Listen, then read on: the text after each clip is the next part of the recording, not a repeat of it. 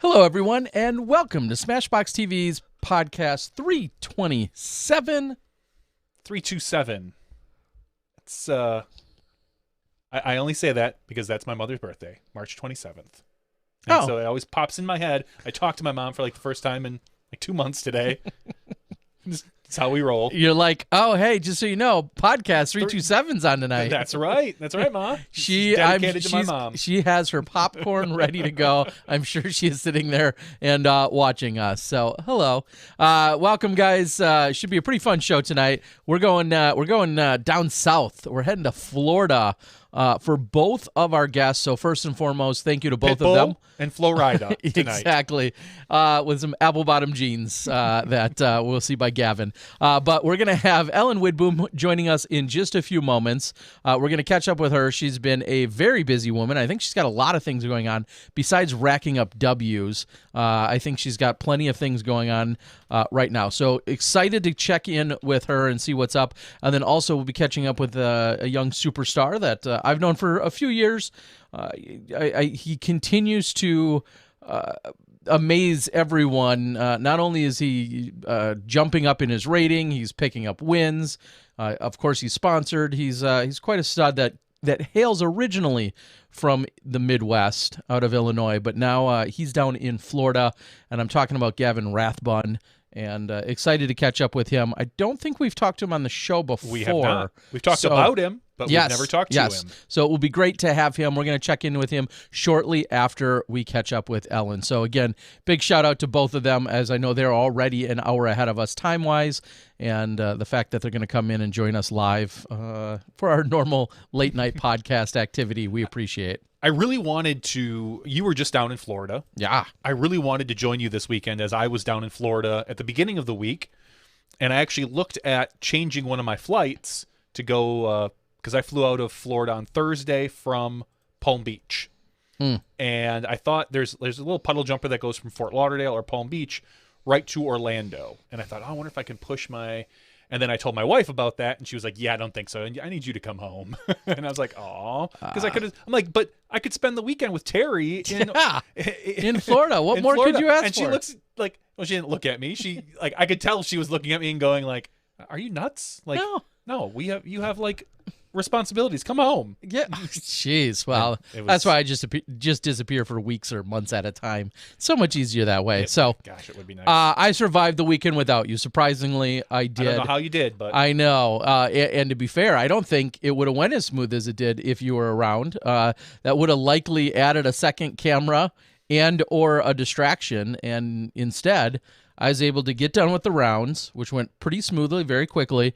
Get done with the rounds, hustle back, and then hammer out solo commentary, single camera coverage. And 2 out of the 3 nights I succeeded in getting it to you before the day's end. And the only reason it wasn't up on Sunday night in time is because the internet at the other place wasn't quite as good. So frustrating, but it was still up by 2 or 3 in the morning. A lot of fun. So, and we'll talk about all of that in a moment because there's a lot of questions swirling around, and I want to make sure everybody knows where they can find it and what they can expect. But I think if you want to start dialing up Ellen, we can get right to her.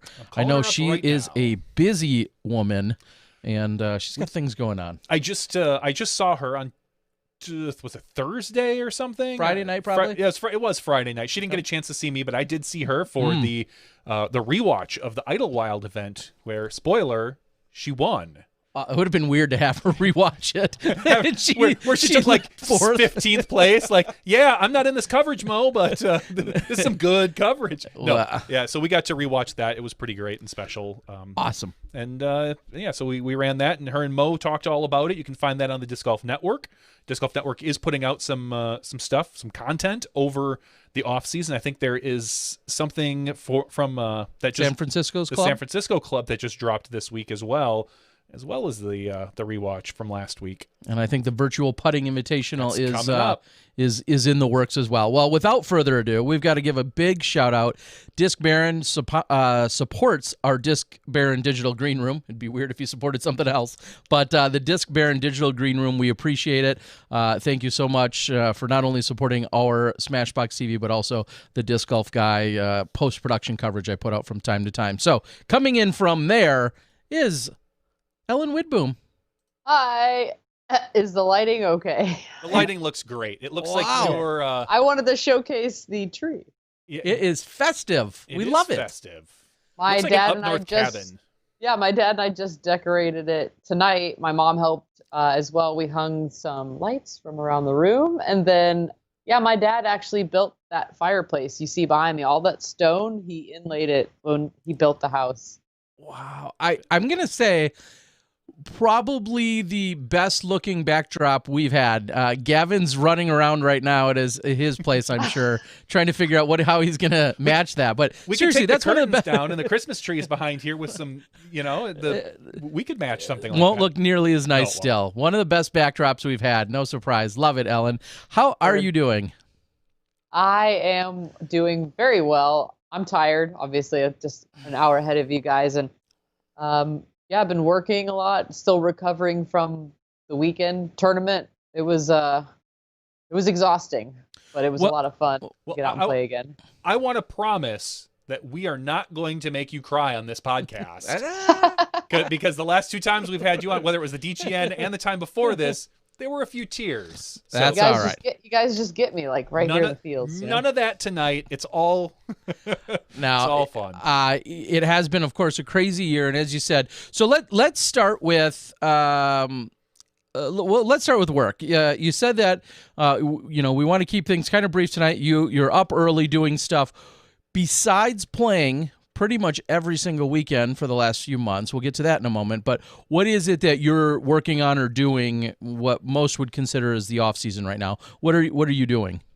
I did this last year. I work for UPS, so I am a personal vehicle delivery driver. I use my own car, pick up packages at specific locations, and deliver those around the area. And I work anywhere from 5 to 8 to sometimes 10 or 12 hours a day, depending on it's just going to get busier, obviously, as Christmas approaches, and it was crazy last year. But I do it 6 days a week if I can, and I love it. It's a new challenge every day. So I have to ask, I just saw a commercial for the first time the other day from UPS saying that you can use your own vehicle. Are there restrictions or in terms of, I mean, you would think the bigger the vehicle, the more obvious, stuff you could take, and the bigger the box is. How does that all work? The restrictions are, it's like you can't have a low rider because especially out where I'm at, we're kind of in the sticks when it comes down to it, and you could bottom out your car. So they want to make sure you don't have something that's super low to the ground. You can't have decals all over it, and it has to be in good running condition and insured. Other than that, they just kind of check it out to make sure everything works. The bigger the better in this case, because you can take all of your packages for the route that you have at once. But it could also get pretty confusing if you don't load them right, and then you're searching throughout your car. So I think my hatchback works out perfect, and it's like playing Tetris every day. I just pack them in and open the door, and the package is right there where I need it to be, and it's a lot of fun. I love it. So have they switched, I know we're so far off topic already, but have they switched to this idea and this concept simply because there's so many packages that need to be delivered, and they don't want to invest in more UPS trucks and drivers and those drivers, and healthcare and. From what I understand, this has been going on for years. I just found out about it last year. I'm kind of bummed I haven't known about it before, because I actually worked for Amazon Flex. I'm still technically employed by them, and I can just pick my sections I want to work or blocks. But I think it just gets crazy during the Christmas season, and especially now because of COVID. And there are so many people ordering online. They want it here now. We live in the age of on demand. What are you telling me I can't get it tomorrow? People want things when they want it. So it has just become supply and demand, and they've had to hire a bunch of people. I know that they actually have delivery driver helpers. So the guys that drive the trucks that have been working 10, 20, 30 years for UPS during the peak season, this 2 months, they get a helper. So that guy gets in and out, and he's in and out delivering packages, helping to offload. So there's different roles that get to be played as far as UPS is concerned. So it's I'm so grateful that I discovered it last year, and one of my friends from high school actually works at the Brooksville UPS, or he did. And so he was like, yeah, you should consider doing this, and looked into it, and it's a perfect fit. And it's, it helps the bank account for next year. It's just putting it in for touring next year. That's all it's for. Yeah, you've never we've talked about this at length. You never shy away from taking on challenges, taking on work, and just out there hustling all around. Now, last question about this for now, I think. I feel, and I mean this in the most complimentary way, I feel like you would say that you're a low maintenance kind of woman. Is that Terry. is that I fair? can see that. Yeah. I mean, you're pretty easygoing. Yep. And That's the way I would have put it. what I really mean by that, just wanna put him on here's the where I'm spot. going with this. Are you at all conflicted as you are picking up these packages, some of which might be really, really helpful and useful and critical and crucial to a family or a household? Some might be a little frivolous.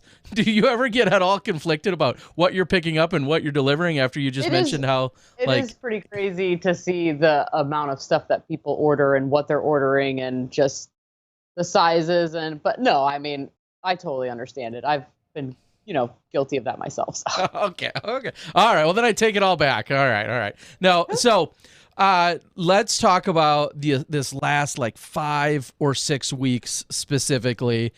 Every tournament you've signed up for and showed up to, I think since the Pro Tour Championships, you've walked away the champion. You just shaking all these fools down? What? Chainhawk Open, the 2020 DeBerry Open, the 2020 Coco Open, the 2020 Lake County Trailblazer, the 2020 Moccasin Lake Open, and the Hub City Halloween Open all have that number 1 next to them in the PDGA list. The last 6, and I think those are 6 wins in 6 consecutive weekends, or maybe 6 out of the last 7 weekends. Okay. Yeah. You call it Amazon Flex. I call that the Ellen Flex. What is? Come on. I think it's fun. I love coming back to Florida in the off season because you can play all year round. And these are tournaments. I played some of them last year too. And I mean, shout out to Pam and Sandy. They are the FPO players for the most part down here in Florida.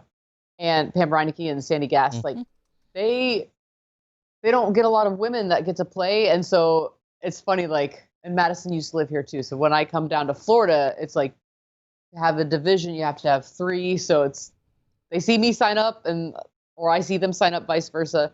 So it's really cool to get to play with them. I think I just kept rolling from the season, and I was so excited to be back in Florida and home and, in a sense, get to relax because the season is almost over. And I've been working a lot on certain aspects of my game and, every day practicing, and it just led to positive results. So, yeah, and it's always fun to win in Florida and see my friends and be around family. So, I really wanted this last one. Deanne Carey, man, it was a battle. I saw her name on the tournament list and several other women too, Pam and Sandy. And I was just like, man, this is going to be a good tournament. There are 9 FPO women in this tournament. Anything could happen. I'm just going to keep practicing and go out there and yeah, finally finish the season with a win, which is all I could really ever ask for. That's pretty sweet. Yeah, and you said practicing. What specifically do you feel like you've been working on or really trying to dial in or hone in on? There's a section of the front yard that is right along our driveway. We live on 5 acres, and it's about 200 feet from the front of where you actually drive into my driveway to the house. So I've been working a lot on putter upshots, whether it's forehand or backhand, Anheuser, rollers, in that 200-foot range. So I know that I'm comfortable because there's a lot of holes out there on tour and random tournaments, courses that are anywhere from 2 to 250. It's I could throw a putter on this because I've been doing that this whole time. So it's really neat to know that I'm able to do that. And then working on the upshots and, of course, putting every day, because that's been that's been the make or break. And they say it, but until you experience in multiple tournaments that, oh, if I just made that putt, if I just made that putt, oh, that one too, you're just like, I should probably work on my putting. So yeah, it's still, I work on the smaller game for now, and but still, I don't lose focus on, obviously I still have to keep working on drives, and my backhand, I've played around with it a little bit in disc selection. So a little bit of everything, but mostly my short game. Okay. I mean, it's great that you have a very specific yardage marker or whatever, so to speak, so that you can gauge it every day when you're practicing, like you just said. And 200 feet is extremely important for, I mean, everything, because it's not just holes that are that long. That's your approach, because any holes that are like 400 to 500 feet, you know, very few of the women are probably getting there on 500-foot holes. So you're going to leave yourself with a 100 to 200-foot approach. And that's what's crazy to think about. You say that, and it's like you have a 400-foot hole. I know right now my drive cannot reach 400. Mm-hmm. But in my head, I'm like, well, okay, you know, Widboom, you could throw 2 putter shots and be parked. So do you do that? You know, and then you got to be like, do I do that? Oh, that's silly. I'm going to try to smash a drive and then try to make a huge circle 2 putt. Or would it be smarter to just get the easy part? You know, it's all these little things that go through your head because you know now the shots that are in your bag, and you have to make these decisions kind of on the fly. It's a different dynamic. Yeah, I was just going to follow that up and say, I think once you feel that comfortable and dialed in, sure, maybe not a wide open 400-foot hole are you thinking 2 200-foot putters, but on a tighter fairway, that's when you might be like, oh yeah, let's just dissect this differently. I will go 200 with putters, you know, and kind of play it by, you know, every situation as being a little bit different. So it adds so much more to the game. It's so exciting to me to just, like, it's things I would have never thought about even earlier this year. I'm like, well, yeah, like I could throw a putter up to the basket now. You know, there's all these crazy things. It's fun. And speaking of different components of the game, now Florida, you said you love being there. There's a comfort level, you know, home state and all of that. How is the golf different from other parts? You've played so many other parts of the country. Flat that's very flat, and for the most part, very humid. Okay. So you get a different feel for the disc. And there are different dangers, and that's not, I mean, we've all seen the stories when it comes to, you have to think about, like, there are snakes, there are gators at some of the courses that we go play.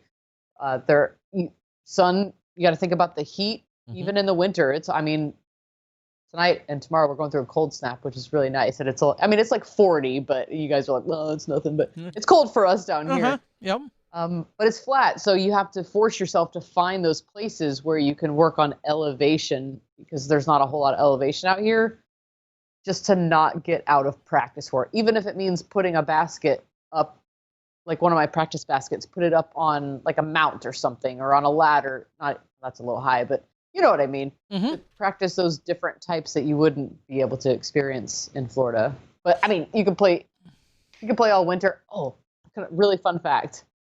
I live 2 miles from Throwdown the Mountain course. Mm-hmm.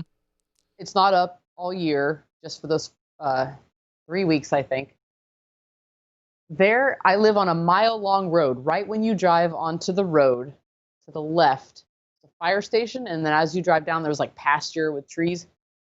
3 weeks ago, I'm driving home, and I see baskets in the pasture. I mean, it's wooded, but it's definitely where cows graze and stuff. It's and I finally got to see the guys a week and a half ago, stopped them, talked to them, and they're just like random guys that got into the sport. 2 of them this year, 1 of them a couple years ago, and they're like, yeah, we really got into this. Hey, let's put some baskets out here on this property. Let's clean this up. So they just went all out on this, and I gave them my number, and I'm hoping for a couple Sundays before I go out on tour again next year, I'll get to play with these guys. Like, it's so exciting. And some of them are like homemade baskets, and they have some actual baskets. I'm so excited. My sister's coming into town. She's like, yeah, we're totally going to go play with them. Let's hit them up. I'm pretty excited. I mean, because you're just like, you look at a piece of property. If you're not, like, if you're a true disc golfer, you can look at a piece of property and be like, that would be a good place for a disc golf course. And I thought that numerous times about that piece of property, and then to see baskets, it was incredible.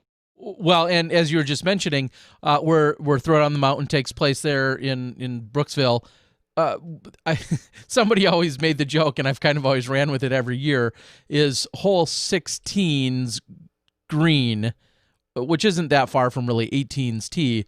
But somebody has always said, like, oh, yeah, this is the fifth highest point in, like, central Florida or something like that. And it's, again, to everyone in almost every highest other point in central Florida. Like, not even all of Florida, but central Florida. But the point is, it's a hill to a lot of other states. And, it's actually weird how high you get up there. You don't think about it going up there, and then you look, you're like, oh my gosh, we're above everything. Yeah, well, exactly, and it's still not that high up. So the fact that, like you said, when you're in that area, that topography is just a little bit different than what you find in the rest of Florida for the most part. A few hills go a long way out there. All right, so let's dial in specifically for a moment on this last weekend.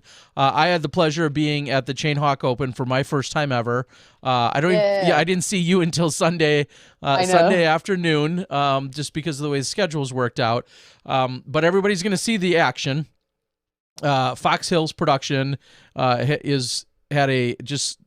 a feature card for FPO and MPO on day one, and then had lead card action of MPO and FPO for the other 2 rounds. So all 3 rounds were covered. So everybody will be able to see that as soon as they get that out. But walk us through this weekend just a little bit. I mean, in some ways, you played 3 separate courses. I mean, the same course twice, kind of, and then a different course on the 3rd day. But kind of walk everyone through that, the setup for it. Okay, yeah, I had only practiced those 2 courses earlier this year. Actually, when COVID hit, took a trip up to Gainesville just to play some disc golf. And Northside was actually under construction, and you could still see some of the stuff. Like, they had brand new tee pad on hole 1, which wasn't there normally, but we played Jonesville, right? Mm-hmm. Yeah, Jonesville first. And then it was in the short the long tees to short, and then long tees to long, which not a completely different course, but it added its own challenges. I don't think the par actually changed on that course. Think that no, I don't think it did. They gave any par 4s to any of the longer pins or not? Maybe not. I don't think so. Yeah, so they didn't. So it was specifically challenging. I know I can't speak for any of the other fields, but for the FPO, when you have holes that are 450, 480, and they're still par 3s, it was very challenging for us and a little frustrating. And we all discussed it because we've gone through it before, to where it's like, we're playing the same tees as the MPO, MP40s, and MP50s, I think. And we're just not able, for our group specifically, I can't speak for anybody else, can't throw as far. And we had like very, very small birdie opportunities, more so out at, I would say, Northside. But that's something that needs to be given back to the TD as feedback. Like, hey, look, we struggled. Look at the percentages, and maybe just moving the tee pads. So it was fun to talk about it with the other FPO players, because there were 9 of us, and we're all different skill levels. But I mean, we had perfect weather. It was a little chilly in the mornings, but I guess we played a little bit. We played in the mornings, slightly afternoon. Perfect weather. I really enjoyed the fact that we got to play one of the courses twice, even though it was a different layout, because you get to go out and have revenge on certain holes and know the layout. And I didn't go into it playing it blind, but I didn't get to practice it. And I hadn't been throwing all week because of work. I'd just been like short game. So Monday, my arm was pretty sore. I was pretty dead. So I've taken the last 2 days off from disc golf just to recover. But love the courses. I mean, huge shout out to the TDs, the club that's there. They did everything they could to make the courses on point, and they nailed it. Yeah, huge shout out. Yeah, and speaking to kind of drive your point home, in round 1, I think I counted roughly 14 birdies for the entire FPO division, and once you add everybody up. And then in round 2, there were about half that. There were about 8 total birdies and just a lot of pars. And so, either the pin positions and or the pars are something that could maybe be looked at in terms of feedback, like you said, as to just how the optics of the event play out. Of course, low score always wins at the end of the day. We all know that, but when you're looking at some of that and you see just such a wide array of pars, you wonder, okay, are the pars set correctly, and or are the pins set correctly, or should I say the best to challenge the division the best, I think is really, what we're looking to accomplish. Would you have rather played the shorter layout over there at Jonesville, or the longer layout that you played in round 2? Did you, because I feel like the longer layout, sure, the pars didn't change, but I feel like it really put a lot of holes into kind of maybe a goofy distance for you guys. Yes, I think if we had played, because I think every hole had a long and a short pad. Yes. So I think if we had played the short pad to the longer pins on that second day, that would have taken us out of being rated amongst the players that were able to get all those birdies. And I think, I'm not going to say it would have been more fun, because we have fun regardless. But yes, I think birdies would have been more attainable, and it wouldn't have been as frustrating to walk up to a tee and being like, I can't make this. Like, even with my furthest drive, I'm not going to get there. I'm going to have to throw it in to try to get a birdie. So, okay, I'm going to, I'm going to go for par again. Oh, I'm going to go for par, which is not bad. But we all know that birdies are better. So yes. Okay. Well, and then so 2 rounds over there. The third round, as you said, took place at Northside, which is Florida's oldest course, I think, or first course is what I was told. Really? We've seen that, I think, for the Gainesville, the Gator Classic. I think at one point that was a national tour. Am I getting ahead of myself? A-tier national tour. It's just not a course that we see in the public eye as often, like you just said, with getting down there and where the tour swings and everything else. It's not one that we see as often, but a really fun track. And I really love the last 3 holes that I know they kind of manufactured in the last couple of years, or in the last few months. Yeah, those holes, I mean, I know that because you saw hole 16. Mm-hmm. I had thought about that because I went out with my friend and we played some of the holes just so I could get a feel for them before the tournament.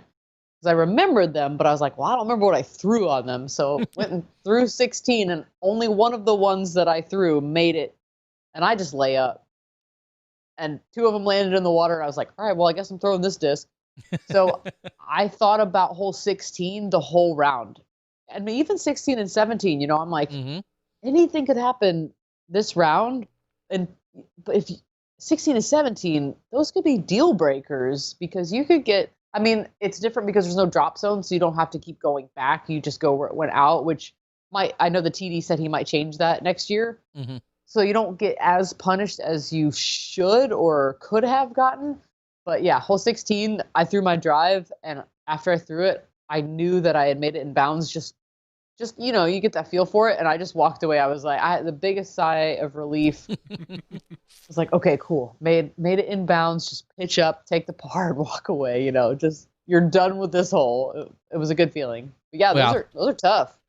Yeah, and I think any course designer would feel good knowing that you have that kind of emotion as you're moving into a hole that then, obviously so late in the round with everything potentially on the line, and that you had that wide range and mix of emotions. And I'm sure the whole field did as you guys were I saw Messerschmidt throw his on there, and he made it, like, I think he parked it.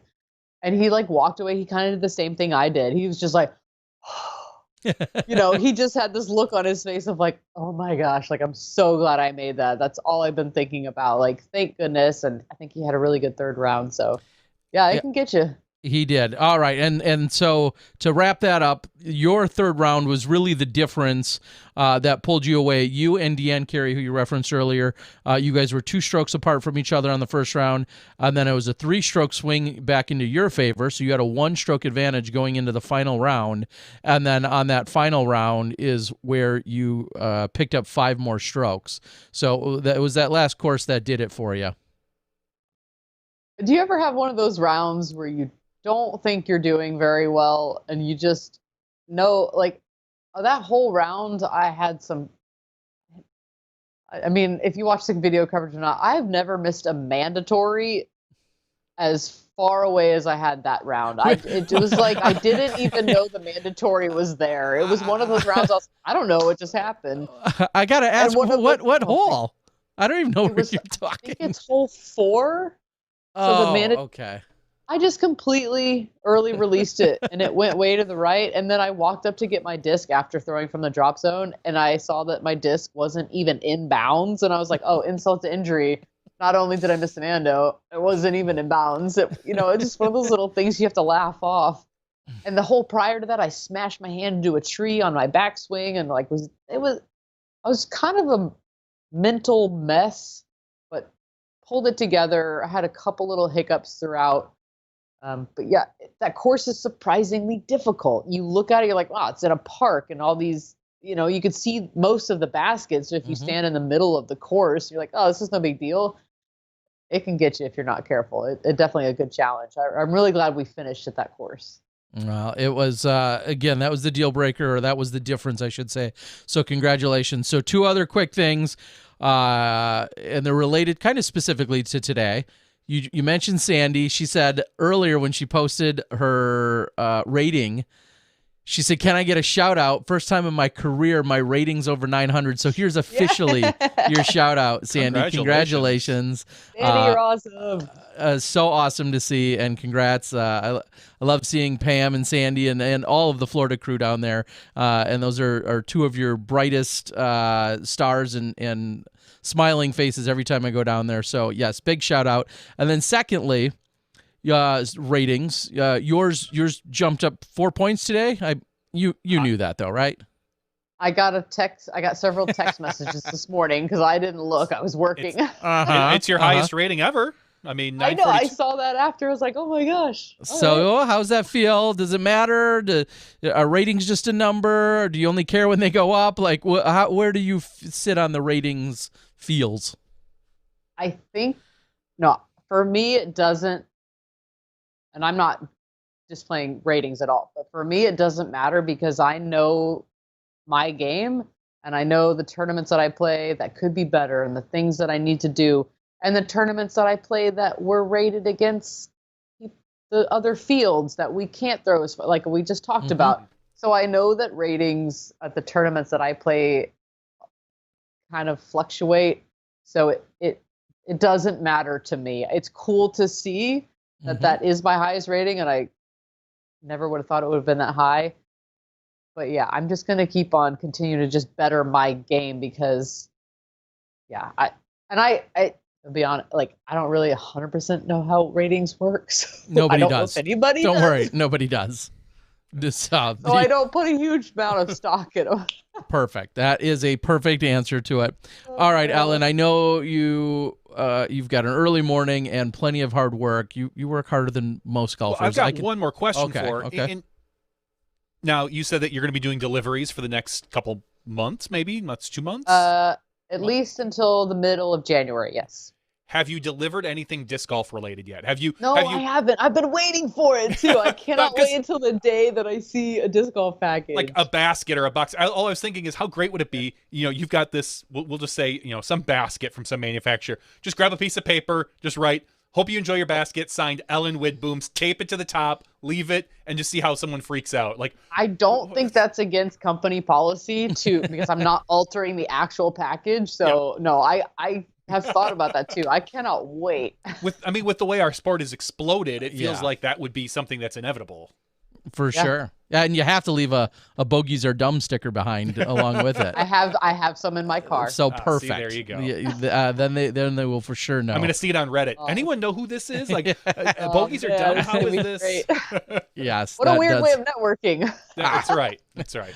Johnny does far creepier things, so don't worry. No one knows. That's a whole other show. It's our after show. All right. So with all the success and this tremendous yet crazy year, open floor for you to share any final thoughts of the year, of your season, you personally, whatever it is, before we let you go here tonight. Anything else you want to share with us?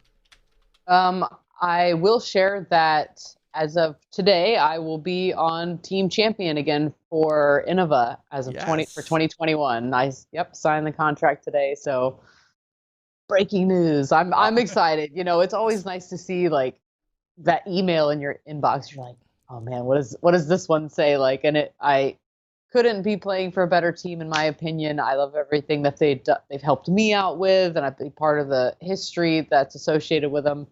So thank you, Innova. And then Upper Park Disc Golf. They changed their logo. They've changed their format. They kind of went through a whole new revamping. As far as VII apparel, as you've seen too, formerly Savage. And I'm sponsored again, hopefully by VII. I've talked to them on Sunday. But yeah, just cool things coming. And it's actually like you got to throw your foot into the door so they don't slam it on you and make sure they know who you are. And I've been working on that. It's still awkward, but yeah, that's yeah. 6 straight wins helps. This year. Yeah, you know, it's maybe you guys, maybe you guys have seen me just on the top of the leaderboard every tournament lately. I don't know, maybe just check that. You guys never heard of that? Yeah. Where Ryan Pilcher's on the board asking where could if he wanted to get some of those stickers, people wanted to pick those up. What's a good way to do that? Is there a good way to do that? Yeah, you just message me through Facebook or Instagram. I have Widboom Shakalaka on Instagram, and then just look for Ellen Widboom.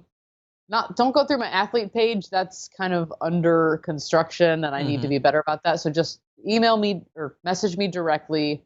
I do check every day, and I just ordered another batch. So please, yes, and they're perfect stocking stuffers because they're small. Oh, and check out the Bogeys Are Dumb line through VII Apparel. Yes. They have the shirts, the jersey, the towel, the necky. And it's so cool. And then part of the proceeds from sales for that helps support the tour. So awesome. Well, we can't think of a more gracious and fitting ambassador and champion of women's disc golf and of hustling and being on the tour and just doing everything that you do with such enthusiasm and passion. And we absolutely love catching up with you and wish you nothing but success as we close out 2020 and look forward to next year already. Next year. Let's go 2021. Thanks, guys. I love you guys. Thanks for all the support. Thank you very much, Ellen. Of course, Ellen. All right. Have a good night. Yeah, you too. See ya. And there you have it. Ellen Widboom. It's always a pleasure. It's hard not to smile whenever she's telling her stories or breaking things down for us.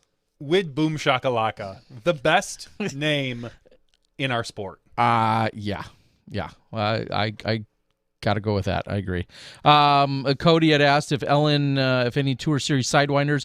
I'm sure they're working on all that, and I know she's gone now. But I think every year they kind of talk about what Tour Series discs are available to the players. Some players love to switch them up, either based on what they're throwing or what might be popular models and whatnot, or how various discs have been working out for them. So I know at one point with her Excalibur, there's some limitations, or there's just a small market that might be in need of certain discs. So, well, and it's funny because everyone thinks of tour discs, and I would love it if every pro had their tour discs out at the very beginning of the season, was able to, you could get as many as you want of them, but that's not logistically possible. I mean, for let's say for Innova's sake, they have how many team members that have to put up how many discs. You don't want them all out at the same time, so you kind of have to stagger them, and it becomes a difficult logistic thing.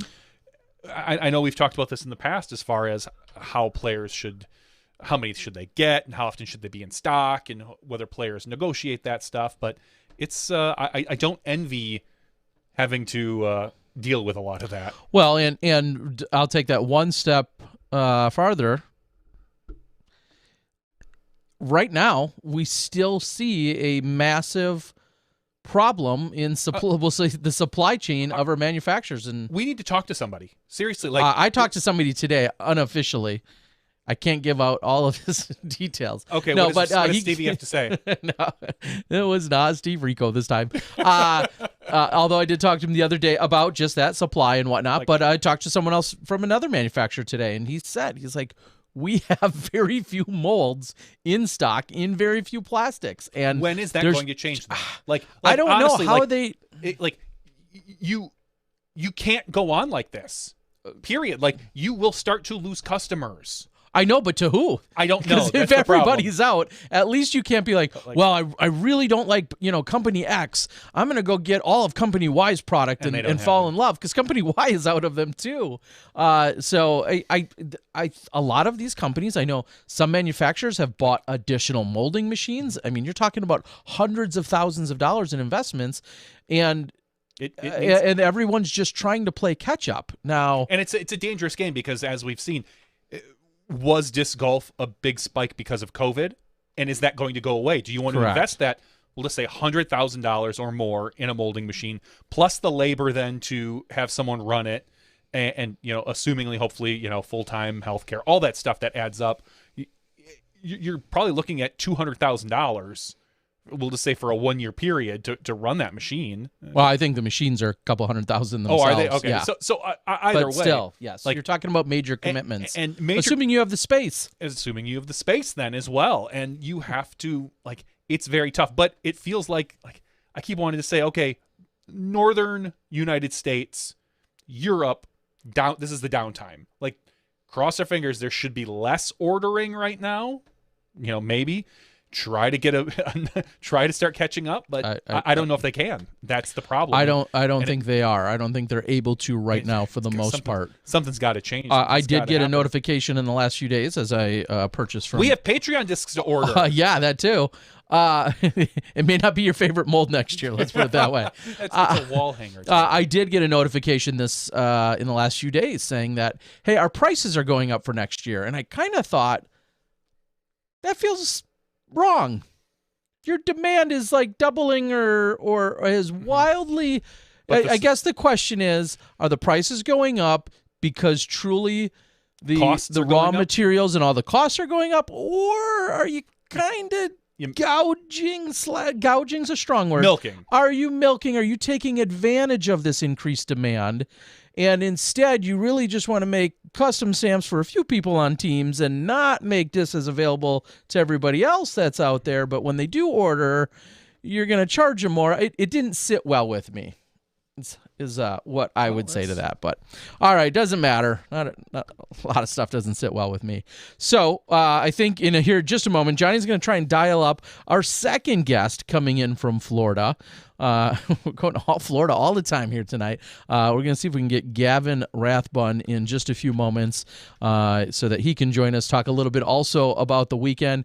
It was truly a battle. If you look at the scores, you go spoil yourself and look at the scores. You can see that it was a massive battle with them this weekend, and it looks like we got them lined up. Oh, we're all ready to go. So coming in from our Disc Baron Digital Green Room, our MPO champion from the weekend, Gavin Rathbun. Gavin, how you doing tonight, buddy? Not too bad. How about you guys? Pretty good. Pretty good. Can you hear us all right? Yeah. Okay. So, Gavin, let's start a little history, because you're not a regular on the show, which that could easily change here. But let's start with a little bit of history. You hail from Illinois, Oswego, Illinois. But talk a little bit about your start in the game, which wasn't really that long ago. Yeah, I think I started playing at the end of 2012, and I started playing tournaments right away in 2013 in the novice and rec division. I was the 2013 Illinois novice state champion. Yeah, where's that trophy? I don't was see it on gonna your ask wall. it. Where is it?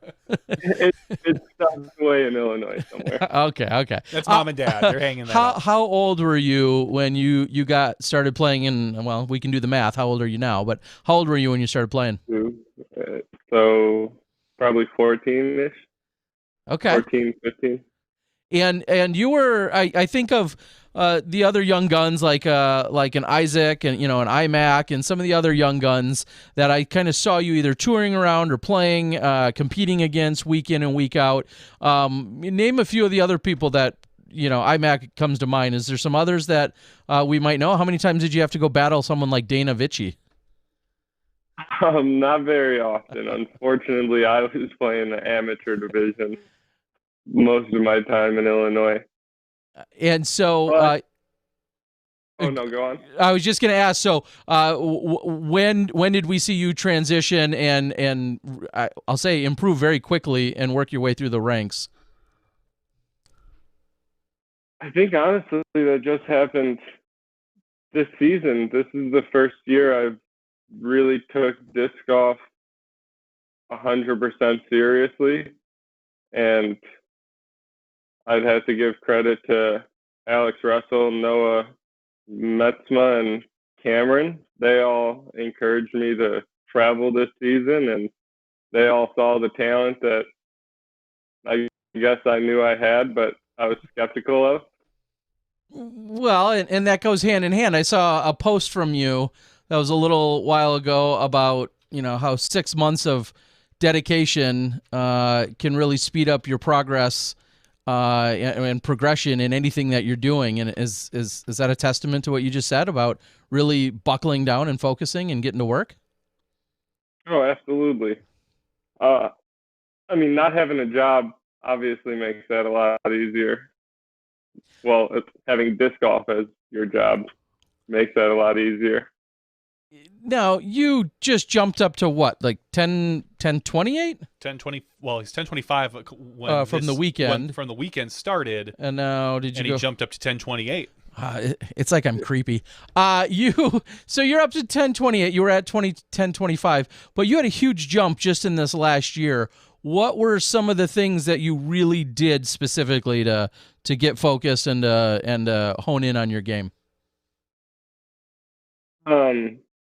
My mental game. I don't think my skills with the disc improved that much necessarily, but I became way more of a disc golfer this season, and my choices that I make, my disc selection's a lot better.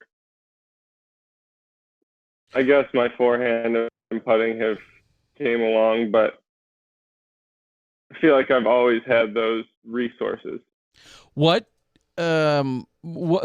if somebody hasn't seen you play, and I know they're gonna, whether they saw it on my channel or they'll see it on Fox Hills, they'll get some more of you. But what are some of your strong suits? How far do you throw? Where are you comfortable at for your putting distance? Those types of things. I guess most people that do know who I am talk about me throwing far, but in reality, I don't throw that far anymore. I have cooled down on that. It gives your shoulder a little bit of issues. Putting has always been my weakest suit. I've always struggled from 20 feet. That was always my biggest. This whole season, that's been what's kept me from a lot of really strong finishes is I don't capitalize on the easiest putts, the ones that you should make every time, that you need to make every time. Now, one thing, it's the Drew Gibson problem. Yeah, well, I mean, honestly, that's. Hey, Johnny said it. Drew's gonna hate you more again. That's fine. Drew can hate me. I've gone through all the highlights this year, and I've seen Drew miss a lot of those. He's got that little hitch where he tends to hit the front of the basket, and that's the Drew Gibson issue. When he's off, that's what he's doing. Are you always off in the same amount? Is it left, right? Is it power? What is it? If you feel like your short range putting is off, what has it been? I don't follow through. I do this little jab thing, and I hit the front of the cage. Okay. Pretty much my main miss right there. All right. Well, it sounds like maybe Johnny's dialing it in. So here's what I think is really interesting. You throw pretty far, and when you get up to putt, I think of this big, powerful, just this great power you have, and then when you putt, you kind of have an eagle style in that it's not really fast and really firm. It's a little more lofty. I think of eagle from 30 to 40-ish or whatever. It's kind of a loftier putt. Sure. Do you notice any similarities? Am I just making that up? Or do you model after anyone at all? No. That comes a lot from this season. The pace of your putt matters so much because you don't have to be dead center if your pace is right. It will still go in more often. Cameron has worked with me a lot with that and my putting in general. And Cameron's a great teacher to have, as he's one of the best long-distance putters in our game. Yeah, and I was just going to follow that up and absolutely. say, when you're talking about Cameron, you're talking, of course, about Cameron Messerschmidt, noted as the most proficient Circle 2 putter on the Disc Golf Pro Tour. That's not really a secret to anyone. What have the conversations been like when you guys have talked about putting? Is it about speed, angle, wind? What are the types of conversations you have? Share some of the secrets is really what I'm saying. What it comes down to.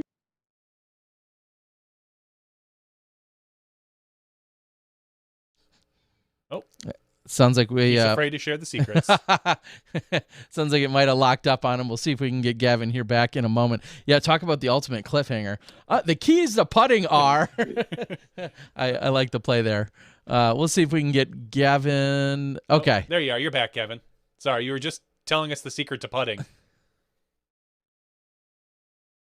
Is it back? Yep. Yeah, we got you back. We got you back now. All right. Let's blame that on the Florida connection here. So when before you had froze up, I had just asked, I said, what are some of the keys to putting? What are some of the secrets that you feel like you've picked up and really applied?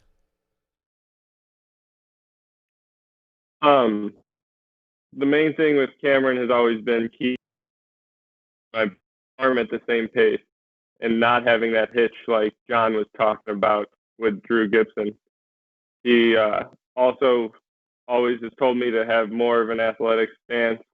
I was always a very straight up and down, kind of just stand there and try to get the disc in the basket. And now, and now you're probably a little bit more comfortable. And then, as you're saying, like in more of an athletic stance and position before you throw your shot.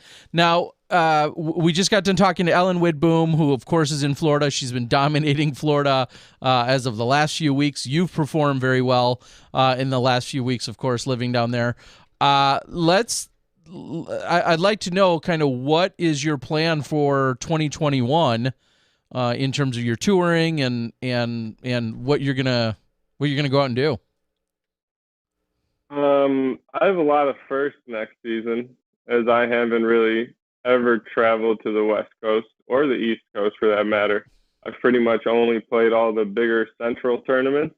Even this year, I didn't go and play Maple Hill or Vermont, or I've never played in a Worlds or a national tour event. So I'm looking forward to those for the first time. But I'm going to try to keep it to the bigger scale tournaments for the most part next season, and obviously try to end my year in Florida again. Do you plan on following the Pro Tour most of the year? Is that, start on the West Coast and just, get in the caravan and go? Yep. My really good buddy, Terry might know him, Ian Burchett, will be coming and traveling with me next season. Okay, and that was going to be my next question. Oh, he's on the board right now. And yeah, I was just going to ask, we've seen so many creative ways for people to be out on tour. A lot of our younger players, we see a lot of vans. We've seen a Prius and hatchbacks. We've seen really everything. What's kind of the official game plan? As you just mentioned, you're traveling with at least one other person. How are you guys going to attack that?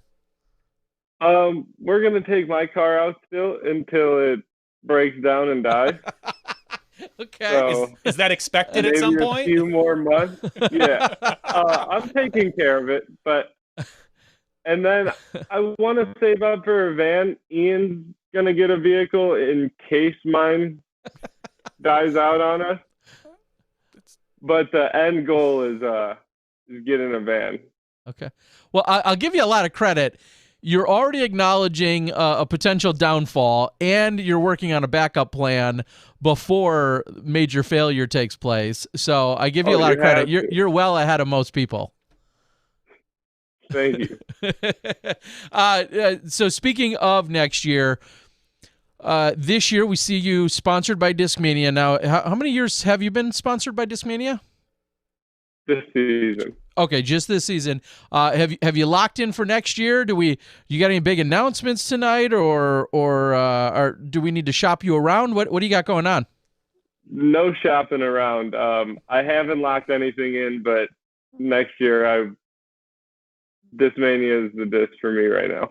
All right. Well, I mean, don't give them all the credit yet. Wait till they slide okay. an offer over. Yeah, they're okay. They're okay. They're okay. Playing the field, With that, though, tell us what do you throw exclusively Discmania is the first part of that question, and then if so, what are you? Didn't you tell me on the first day you throw like an MD3 on like 15 out of the 18 holes? Yeah, this weekend especially between an MD3 and MD4, that was pretty much all I threw off the tee. But yes, it is 100% Discmania. I keep it very simple with the molds between the FD3s, PD2s, DD3s, MD4, MD3, and I don't really throw putters, so putting with the links. Okay. And that's a disc that's somewhat newer that we've seen, come up in the last year or so. What is it about that? I think Eagle putts with those too right now, right? Or no? I'm pretty sure he putts with P2s. I thought I actually just watched one of his vlogs, and he was definitely using a P2. Okay, well, I'm definitely good at being wrong. So, okay, but tell us why do you use that disc then? Enlighten the rest of the world why you use that. I actually switched at the. Oh no, is it working? Yep, you're good. Okay. I actually switched it at the Lake County Trailblazer a few weeks ago. I just absolutely could not get a grip on my P2s. And I had one link. I had just putted my main P2 that I used for the whole season into the swamp at one of the courses. I had one link, and that's when I made the change. The plastic feels so nice and good in the hand. My first time using a bead in a really, really long time. Okay. So it wasn't necessarily by design. It was more out of desperation at the moment, but it clearly looks like it paid off for you. +3 rating points. Can't argue. I mean, yeah. If only you would have known earlier. Argue with that. So do you see yourself, I know you just talked about going on tour next year. Do you see yourself like leaving February, March, and then just being gone throughout almost the entire year? I mean, the tour really doesn't cycle back to Florida until like October or November, for some of these other events. What's kind of your game plan? Yeah, I plan on leaving at the end of February. My girlfriend's watching this in our room right now, so she's not gonna like this. But yeah, I'll probably be gone for a handful of months in a row to start next season. Sorry, hon. I got a SmashBoxx exclusive, by the way. I'm going to be gone. Yeah. No, okay. I mean, that's the tour, and if you want to go out there and make take advantage of all of your skills and then be seen on the highest stage with the most publicity and have the biggest opportunities. That's part of it these days, is being on that tour. Is that kind of a dream come true? Is that something you thought about 5 years ago even? Oh, absolutely. And no, I didn't think of that 5 years ago. It's, like I said earlier, it took a lot of determination out of my friends to get me to go. And obviously, Destiny, my girlfriend, has supported me a lot, made it a little bit easier. Yes. She sounds like a good one if she's listening. Yes. Say, way to, If, and this is kind of a weird question, but if disc golf wasn't a thing for you, if you weren't successful, if you weren't a budding superstar right now, what other things would interest you? Where else would you find yourself, if you were punching a clock or involved with anything else heavily, what else would that be? Well, I guess I should start with disc golf has, since I started, I've always been competitive playing sports my whole life. So disc golf always was it was a real dream in the back of my head for a while. And I just never thought that it was attainable, or I don't know. I didn't have very much confidence about it, which was unlike most of the sports that I played growing up. And I worked at Five Guys before playing disc golf as a manager, and I did not like that. So I can't say that's what I was hoping to be doing. If I never played disc golf, I would have probably went to trade school. Okay. Along those lines. Where do you think, I mean, you're so young and you're just getting your disc golf career at the professional level going. And it sounds like, from what we've seen, at the perfect time. Yes. So where do you see disc golf? Like, where's the ceiling for you and for disc golf right now?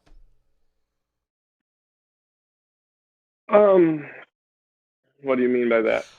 Just like in 5 years, you could see blank, like whether it's for you personally or for the sport or for you representing a brand. What are some of the types of things that either you hope for or that you kind of anticipate we would, we could expect in 5 or 10 years from now? Where do you see disc golf going now?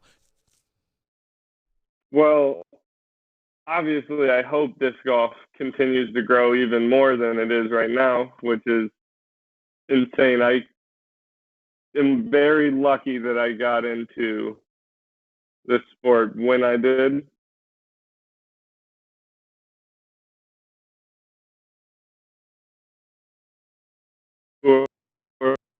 Further as much or majors or what happened at the tournament.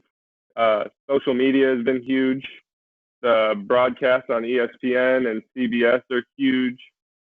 So I hope that it just keeps the path going. We all do.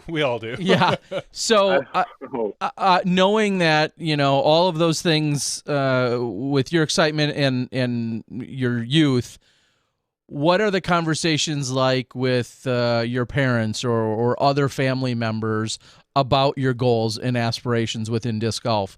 What is, are they 100% supportive? Do they see that it's no longer crazy? What are those conversations like?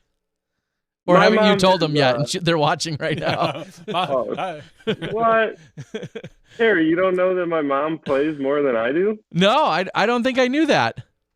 Yeah, my mom started playing maybe 3 or 4 years ago, and the women's field in Illinois has grown exponentially. And yeah, she supports me. She's my manager. She's my sponsor. She's amazing. Her and my stepdad, Craig, have supported me the whole time. My siblings, all my friends are into disc golf. It's my life at this point for sure. All right, so everyone's on board, full support. So my only minor tip would be let's get your Instagram. Let's get your Instagram moving a little bit. Oh, it's a little slow. I'm working on it. I'm working on the content thing. Bring it up with his manager. I'm just saying you're a guy that's right in like the main Instagram demographic, and so when I was on your Instagram today, I was like, I would expect this young superstar to just have a little bit be a little more on top of it. You're working on it though. Yeah, I focused on my game a little bit this year. All right. That's an acceptable answer. Yes. I do need to get it started. My first YouTube video is coming out soon, so That was going to be my next question. Is your fellow teammates, of course, famously Simon, Eagle, Vlogmas, YouTube superstars extraordinaire. Are you watching them? Are you learning? Are you picking things up, or do you have your own path set for how you're going to take over YouTube? Not necessarily my own path. I do watch both of their blogs. They both have incredibly good blogs. And so, yes, I do pick up and am trying to learn some things. My stepdad is going to help me with some editing. And between him and my mom, they have this whole thing set up, and it's just up to me to actually do it. So if it doesn't happen, it's my fault for sure. Well, it sounds like, yeah, you've been set up in quite a fortunate situation. This might sound crazy, but not all parents are on board with their kids being fully involved in disc golf. So I am extremely lucky. Yes, you are. Awesome. So you set some goals for 2020, including getting over 1020, cashing in every event, qualifying for the USDGC. What were the other one or two you had on there? Do you remember? The Pro Tour Finals, win an A tier, and I just wanted to learn and grow my game and me as a person. Well, you said you accomplished everything on your goal list. How do those goals increase for 2021? What's going to be on that new list? I tried to set my goals high to the point that I didn't necessarily think I would achieve them. Mm-hmm. So I'm not sure how to go about my goals for next season. I have been thinking about it a lot. My buddy Ian actually said, you need to make your goals ridiculous if you can get to them how you did this year. Mm-hmm. So 2 elite events. You got to win 2 elite events next year. Yep, 2 elites. NT and the Pro Tour. Push for 1032 by the end of the year. Minimum. Like that's the baseline. Yep. Cash in every event. Call your mom on her birthday. Yep. Make sure to do that. And anything else? Host 3 clinics. If we're back to normal stuff. Oh, sure. Yeah, see, he likes it. That works. That froze him up. He likes it so much. Yeah, that's perfect. Okay, well, there you go. Perfect. You guys, I'm writing it all down. All right. Ian's got it. He's on the board. He's writing them all down. We're good to go. He's putting them in his phone. There somewhere out there, there's a quote about if somebody isn't think your dreams are crazy, then you're not dreaming big enough. Something along those lines. So, yeah, as you said, go big and go out and achieve them all. All right, Gavin, is there anything else you want to share with us before we cut you loose here tonight? I guess thank you to everyone that has supported me. Thank you to you guys for having me on here. I think it's been since 2016.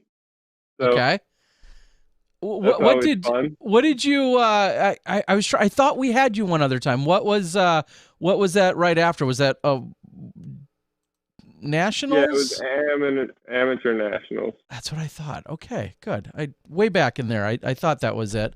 Well, clearly overdue, but if you keep on the trajectory that you're on right now, we're gonna have you way more often. So, and that's usually a good thing. I look forward to it. All right, buddy. Well, it was a pleasure getting one of your rounds in this weekend. You, of course, then moved yourself on the lead card for rounds 2 and 3, which Fox Hills is working on, and they will get that released. We'll talk about that a little more once we cut you loose. But it was an absolute pleasure. Your temperament, your demeanor, obviously your skill sets, the way you closed out that first round. All very impressive, and I Dana and I have talked about you, being from Illinois and being on Discmania, and that we recognize not only your skill sets, but I genuinely mean it when I say that your tone and your temperament out there are very admirable qualities to see in a young superstar. So really looking forward to seeing you out there more in 2021 and beyond. Well, thank you, Terry. All right, Look forward to seeing you out there as always. All right. I appreciate it. We appreciate it. Have a good night. Go make amends with all the other people that support you. And we love you, buddy, and we'll see you soon. Good night. Have a good night, guys. See ya.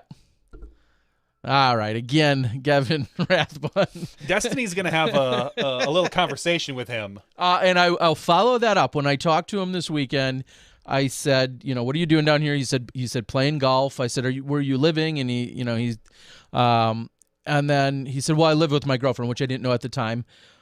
And I said, okay. He goes, yeah, that she's been really supportive, and that makes things a lot easier, and she's working really hard. And he said, I'm working hard too. I said, I know you're golfing, which is clearly hard work. Some may not look at it as hard work as it is, but he was, even on Friday, he was very complimentary and very acknowledging of the situation and the support that he's been given. So best of luck to him, and looking forward to seeing him more out there. Oh, it looks like we're going to. Hopefully we'll get him on some live cards, and maybe you see him in some post-production next year. Yeah, so I'll touch on that briefly because I know there's been a lot of questions about it. So I will clarify yet again. This weekend during round one, there was a feature card that I had that featured Chris Dickerson and Gavin as two of the gentlemen that were on it, along with Evan Gerthy was on there as well, and Aaron Doyle. Fox Hills also had a great feature card during that first round, and then they had an FPO card as well, an FPO feature card. And then in rounds 2 and 3, Fox Hills production were on the lead card of MPO and FPO. They had, awesome. I think they had like 6 or 8 people out there, I was told, Wow. to get all of that footage. And they are going to be putting it all out. They, of course, have 2 camera or 3 camera. They have commentary with multiple people. So they're working on all of that, and that will all be released on their channel. I don't know the exact timeline, but it's funny how many people have posted either on my videos or on my Instagram saying, I post about this weekend, and then they say, was there lead card coverage? It's like, yes, there absolutely was. There will be. Yes, it was filmed. I didn't just skip over the lead card to go to chase card, as much as I love a lot of them, or all of them. But yes, so that is the story. Check out Fox. They do a ton of stuff in Florida. So just keep an eye on their channel. Of course, make sure you subscribe so you get notified when it's going to get released, but it will be available. I just got a little over anxious and said, knock it out now. Yeah, knock it out now. There was no point in me waiting. There's no point in waiting. Let's get something. Let's real quick talk about the rest of the results from the 9th annual Chainhawk Open presented by Dynamic Discs down in Gainesville, Florida, home of the Gators. And the Gerthies. And the Gerthies. The Gators and the Gerthies. Oh, exactly. Obviously, as we just talked to him, Gavin takes first place, beating Chris Dickerson, which that's a big deal. Would you call him the C-Dick Slayer? That's a big deal. Second place is Chris Dickerson. Third place, Andrew Marweed. Fourth place, Jamie Kipe. K-I-E-P. Keep. Okay, Jamie Keep. Wow. Noah Five Ash, Charlie Goodpasture, Matthew Brown, Evan Gerthy, Cameron Messerschmidt, and rounding out the top 10, AJ Carey. Moving down to the Open Women, our first guest of the night wins that one by shooting 937, 990, and 934. That was Ellen Widboom. 6 strokes behind her, Deanne Carey, followed up by Sandy Gast, and then Pamaflage Renke. So Reineke? I'm going to go with Renke. So congratulations to the FPO who played and did so well. Pro Masters, just because it's right here, I'll mention it. Layman Gray wins that one, taking home $570 by 1 stroke over Chris Stone. Very tightly contested there in the Masters division. I know that was quite a battle throughout the weekend.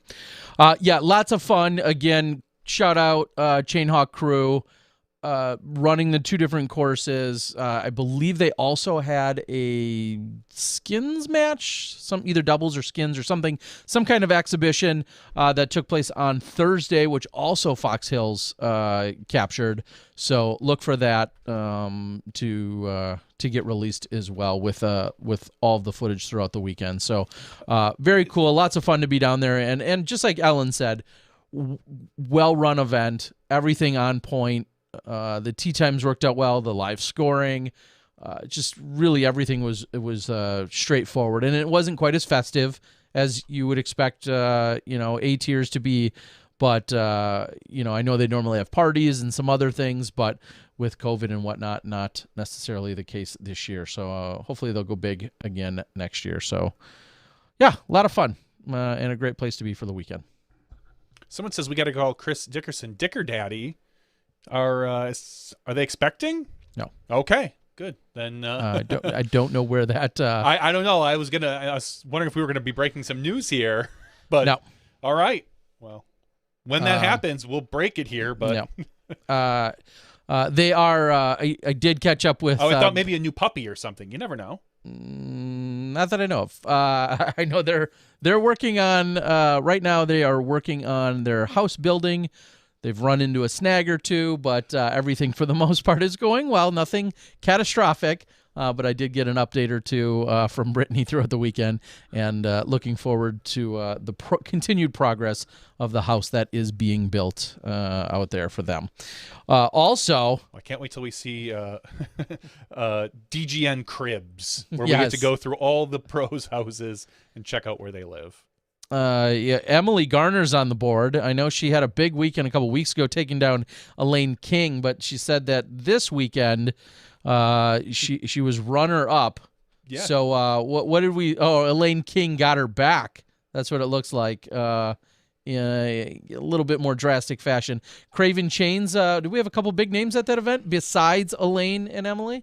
There's a few names out there. The usuals. The usuals at that event, actually. The usuals. We saw Barry Schultz take this one in the open field. As we know, Barry's qualified to play in other fields, as we'll say. Second place was Michael Jort, who's a 989 rated player, but only lost to Barry by 4 strokes.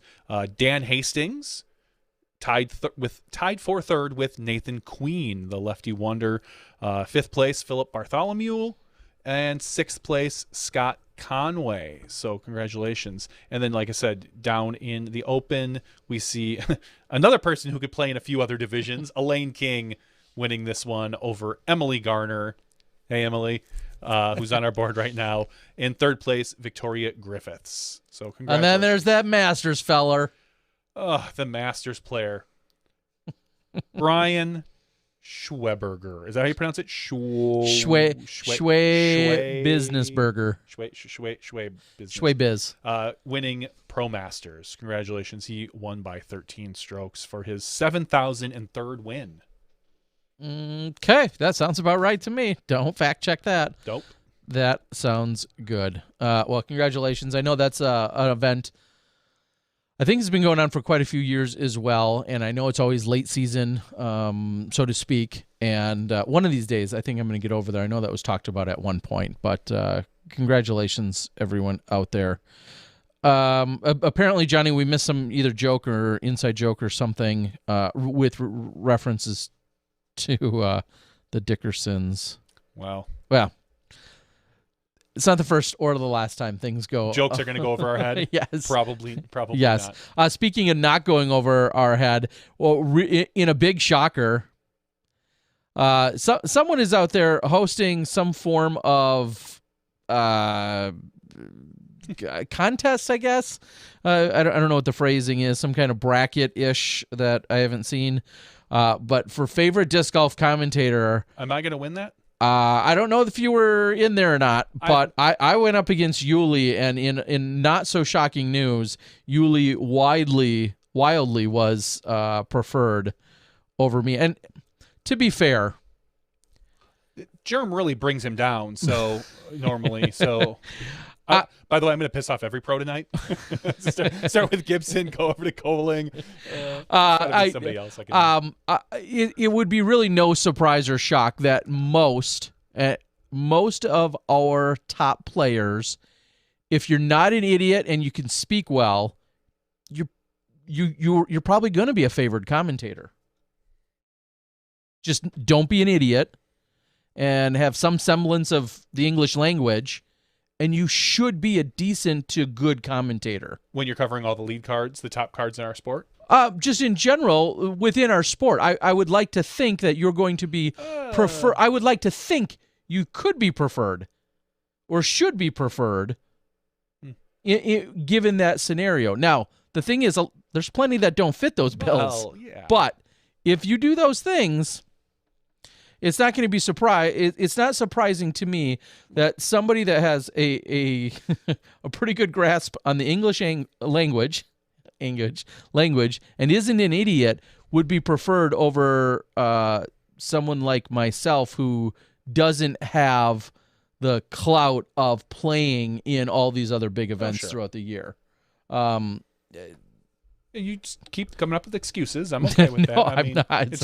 It's your and my podcast. We can, if we want to just sit and find out why people don't like you, I'm here for it. We could be here all night. All right, so really, I got plenty of those. We've addressed it a few times tonight. Ratings were updated. Oh my God. Let's talk about the ratings that nobody allegedly cares about until ratings day comes out. And then everybody posts what their rating is and then says, oh, but what's yours? Oh, wait, I don't care about ratings, but here's mine. Lots of people care about their ratings. I know. It's the top pros that supposedly don't care. I am good with it. I think people can and should care about them. I just feel the hypocrisy of the people that say they don't care, but then always talk about them. That's the hypocrisy that I personally can't get over. The big news was that someone didn't get to 1,000. I can think of a lot of people that didn't. You didn't. I didn't. Brody Smith. Okay. He clearly failed. He couldn't do it, and only made it to 999. He missed 1,000 by an entire point, which is probably a total of 2 strokes somewhere. Not even total. Maybe, yeah, I was gonna say, or 1 stroke. Yeah. Yeah. No, giving him a hard time, but no, Brody made it to 999, which is phenomenal. In his first year of playing disc golf, he's clearly a talented guy, and so congratulations. We saw that Ricky jumped up to 1054 to tie Paul Macbeth. So they are right now the 2 highest rated players together. Interestingly enough, it's funny you say that. Normally on ratings day, I quickly peruse. And today I didn't. I was busy doing other stuff. I only happened to see that stuff on social media. The rest of it I don't really care about. Yeah, no. And so I normally just do a light look to see if there's anything that really just jumps off the page at me as crazy. Before talking to Gavin, I did double check the scores, and that's when I noticed that his rating, jumped a couple points from the weekend. For the most part, I do a quick look. Today I did not look at all. So I do find it interesting. Love or hate the ratings, they are, in fact, a snapshot of what's happening in our sport at a point in time. Yep. And to me, that says so much, but says, but no, I think it does. No, I'm wrong. I think all the ratings haters are like, who really cares what a rating is? To me, it says a lot when Paul and Ricky are at the exact same rating and got their very different ways. I think that says a lot. Sure. Okay. Yeah. It's not that people are doubting that they're a current gauge of where everybody is at. It's that they don't serve. I think what most people that are hating on them, which we'll just say that they don't matter for our top pros. Like there's nothing, there's no purpose to them other than to say, right now I'm, unless you're the top rated player in the world. Everybody else, who cares? Like, you're 940, 938, 937, 936. Doesn't matter. You're pro, you're playing open division. That's all that really matters. Once you go pro, really unless you're the top rated player, that's really the only designation to me. Like, yes, you are putting people in an order, and that's fine. You could say, hey, guess what? Terry Miller has been shooting better than Drew Gibson this week or this month or this rating, this quarter, whatever. His rating went up, Drew's went down, or whatever you want to say. You can, it's a gauge, but I think the complaint is that they don't serve a purpose for the pros. Yeah, which is fine. Like, they don't have to. Like, they don't have to serve a purpose. As somebody eloquently and 100% says on the board, ratings don't win tournaments. Of course they don't. Yeah. Yep. Yeah, Gavin had 1,000 rated round this weekend. He still won.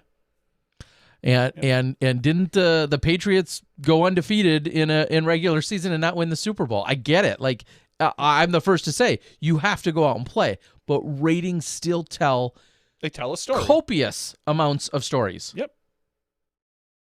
And that's great. So many ways they can be extrapolated. And that's great for us from the media's perspective. For a pro, it doesn't really, again, for a pro themselves, it doesn't really matter. Well, it clearly does to them. Well, some of them it does, clearly. And there's some that it doesn't. All right. Well, we don't need to beat it anymore until the next ratings update, which always are on Tuesdays. So that kind of works out really well. Thanks, every time they release them, PDGA at this point. they are always on Tuesdays. I will say, and to follow that, to put this to bed in a different way, there's a hiccup that ultimately we experienced from last weekend's flex start of the Cold Turkey Flex Pants event that I ran. Somebody hadn't, and I don't know how often this happens, maybe you guys could chime in, somebody hadn't fully completed the scoring, so I didn't know how to or what the total scores were. So you get to the end of a round and you have to punch in your PDGA number or your last name. So the person taking the scores didn't do that. And so rightfully, a couple people that were on the card reached out to me and said, hey, I don't see my score, and I don't see this submitted to the PDGA for the ratings, the next ratings update. So then I had to reach out, and it took a few days to get it all situated. It was just it was one of the few problems that I certainly didn't anticipate in going into the live scoring, is that if somebody doesn't complete the round, what happens? How can you validate anything? If your card, and this can happen more so at a flex start because things are usually a little bit looser, and not everybody is a well-seasoned tournament player. But if a card all just kind of goes their own way, and they're 4 strangers, and they all go their own way, and the one person that was doing the live scoring doesn't complete the scorecard, and they don't know any better for whatever reasons, it can create a little bit of a hiccup. So I just wanted to say I acknowledge that that's what happened. We did end up getting all the scores. They were all inputted. It just wasn't completed. And then I immediately submitted the TD report. I actually didn't look and see if the flex start was a part of today's ratings update. It should have been, in theory, but that was something that I was just a little bit of a learning lesson for myself that, again, I would have never anticipated. Like, oh, what happens if somebody goes home and doesn't put down the scores? That's like not turning in your scorecard almost. Yeah, it's kind of. But at least in this case, all the scores were out there on the server. They just weren't necessarily visible or finalized, which is better than going home with a scorecard where everyone's like, I don't know what I shot last week Sunday. So that was thank you to Steve Gans, thank you to the PDGA for the assist on all of that. So yeah, I've been back and forth with Steve lately over some of the behind the scenes PDGA tech stuff. So trying to integrate with Skip Ace, working on off season stuff. So excited there. Let's talk a little bit about sponsorship. Ratings. Oh no, not dang ratings. No. All these players are dropped because their ratings were too low. No, sponsorship. Last week on Wednesday, we saw Innova announce some extensions for 5 star team players: Barsby, Sexton, Salonen, Blumroos, and Girthy. That'd be the Garrett style, not the Evan style. Not the Alex style. Not the Alex style either. It's the Garrett style of Girthy. Okay. All of them were extended some different years. Some of them 2, some of them 3, some of them just 1. I think Barsby got a 1-year extension. I think Sexton was 2 on top of the one he still hadn't completed. had. Yeah. Yes. So 2 on top of the 1 remaining. yes. So ultimately 3 total. So we saw that as we'll get into a little bit of the gossip now. Some of the things we haven't seen. We still haven't seen Calvin Heimberg extended. He still does have 1 year officially on his contract, according to if you believe what Ultiworld posted last year, that he signed a 2-year agreement. What do you mean if you believe? Listen. I spoke with somebody who said that Calvin is negotiating. Okay. So he could be negotiating from within. Correct. In addition, he could be negotiating extensions. So okay. So there's that. No James Conrad. And there's a follow-up to And that. there's a follow-up It's so to that. juicy. No. James Conrad's giant James Conrad bus was, which does make it hard to go incognito really anywhere, not just at a competitor's brand, but anywhere. Be like, James, did I see you at? Were you at Burger King? Yeah. Like, no, that wasn't me. Nope, that wasn't me in the drive-through. Kind of looked like not a lot of other vans like that, but he's like, no, that was clearly Finley. If you look at Holly Finley, you must have got that mistaken. Yep. James Conrad not on this list, and there were pictures posted of his van in front of the MVP store. They're the factory. The factory. Yep. The area where they talked, and I believe it was MVP Steve on a what message board confirmed that they were talking with James Conrad. So James is clearly playing the field right now, as if his contract is up, he clearly should be. So we saw that happen. There's more drama to come. Just because we're now here in our sport, Spit it out, Tara. Let's play it. Does that I haven't made enough pros mad yet. Create an awkwardness that would have maybe been unnoticed years ago? And I say that because years ago, like James pulls up in his Prius, nobody says or knows the difference, and James is in there, and outside of the few people in the store or inside the factory, no one knows. Now it could have been any disc golfer that's driving by MVP headquarters and sees the big James Conrad van. They snap the photo. Let's just play pretend they snap the photo. Or Nosy Terry drives by, because I hang out around manufacturers' places. But I see that. I'm just saying, like, I feel like 5 years ago, just with where vans and advertising was, that scenario would have likely gone unnoticed unless somebody else, so to speak, leaked it. Clearly, there's a few ways to play this. James doesn't want it to be a secret. If he did, he'd have parked a block away. Sure. Maybe it's him playing the field. Maybe it's him trying to leverage some negotiation with his current sponsor by talking to other sponsors. Maybe he's seriously, I'm not saying maybe, but he's probably seriously interested in other offers, whether it's from MVP, we'll say DD, Discraft, Legacy, Prodigy, whomever. He'd be smart to talk to everybody. Because obviously you can't keep that van secret, as we joked about. He could, like I said, he could have parked a block away. Like that wouldn't have been, and then that van is never seen. Sure. It's not. Yeah. So maybe this is a purposeful ploy to let everyone know that he's out there shopping. I don't know. Or maybe he just wasn't that smart and he's parked there. It's like, no one's going to take a picture of this. or maybe Innova's running low on practice baskets, and he's like, well, I'm in the area. I'm going to pick up an MVP practice just pick basket. up an Axiom. He was literally shopping. I did just recommend an Axiom to somebody for Christmas. There you go. My uncle called me. He's like, hey, your cousin, he's kind of getting into this whole disc golf thing lately. What stuff would you get for him? He's like, I'm thinking about maybe a basket. I'm like, cool. Get the Axiom. It's a great basket. It's nice and cheap. It's like $100, $120 now. I said it's a really solid little practice basket for the city. So I did that. All right. So and you didn't direct him to me to buy it for me, you jerk face. Yeah, I just told him. Or to Disc Baron, who's a digital green room sponsor. Nope. I just told him to go find it. You and are you on Gavin's marketing plans these days? With I might lack be. thereof. I might be.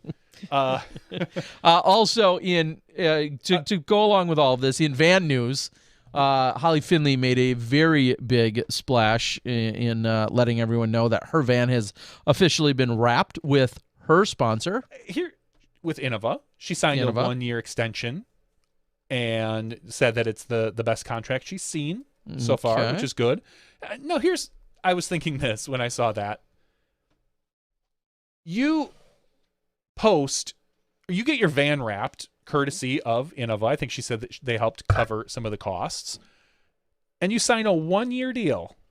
Like, a van wrapping to me seems like it should be at least a 2 to 3 year deal. I mean, it's not cheap to wrap these vans. It's probably a couple $100. Try a couple grand. Really, that much? Oh, I was thinking something is full I was thinking scale. like $600-700. So. I would guess, Holly, I know you're listening. Miles, maybe you're listening out there as well. I would guess that her van of that size, that's minimum. I think minimum of $1,500. That might be Okay. $2 or $3 grand. Like that. Daniel that says is $3 to $5K for that.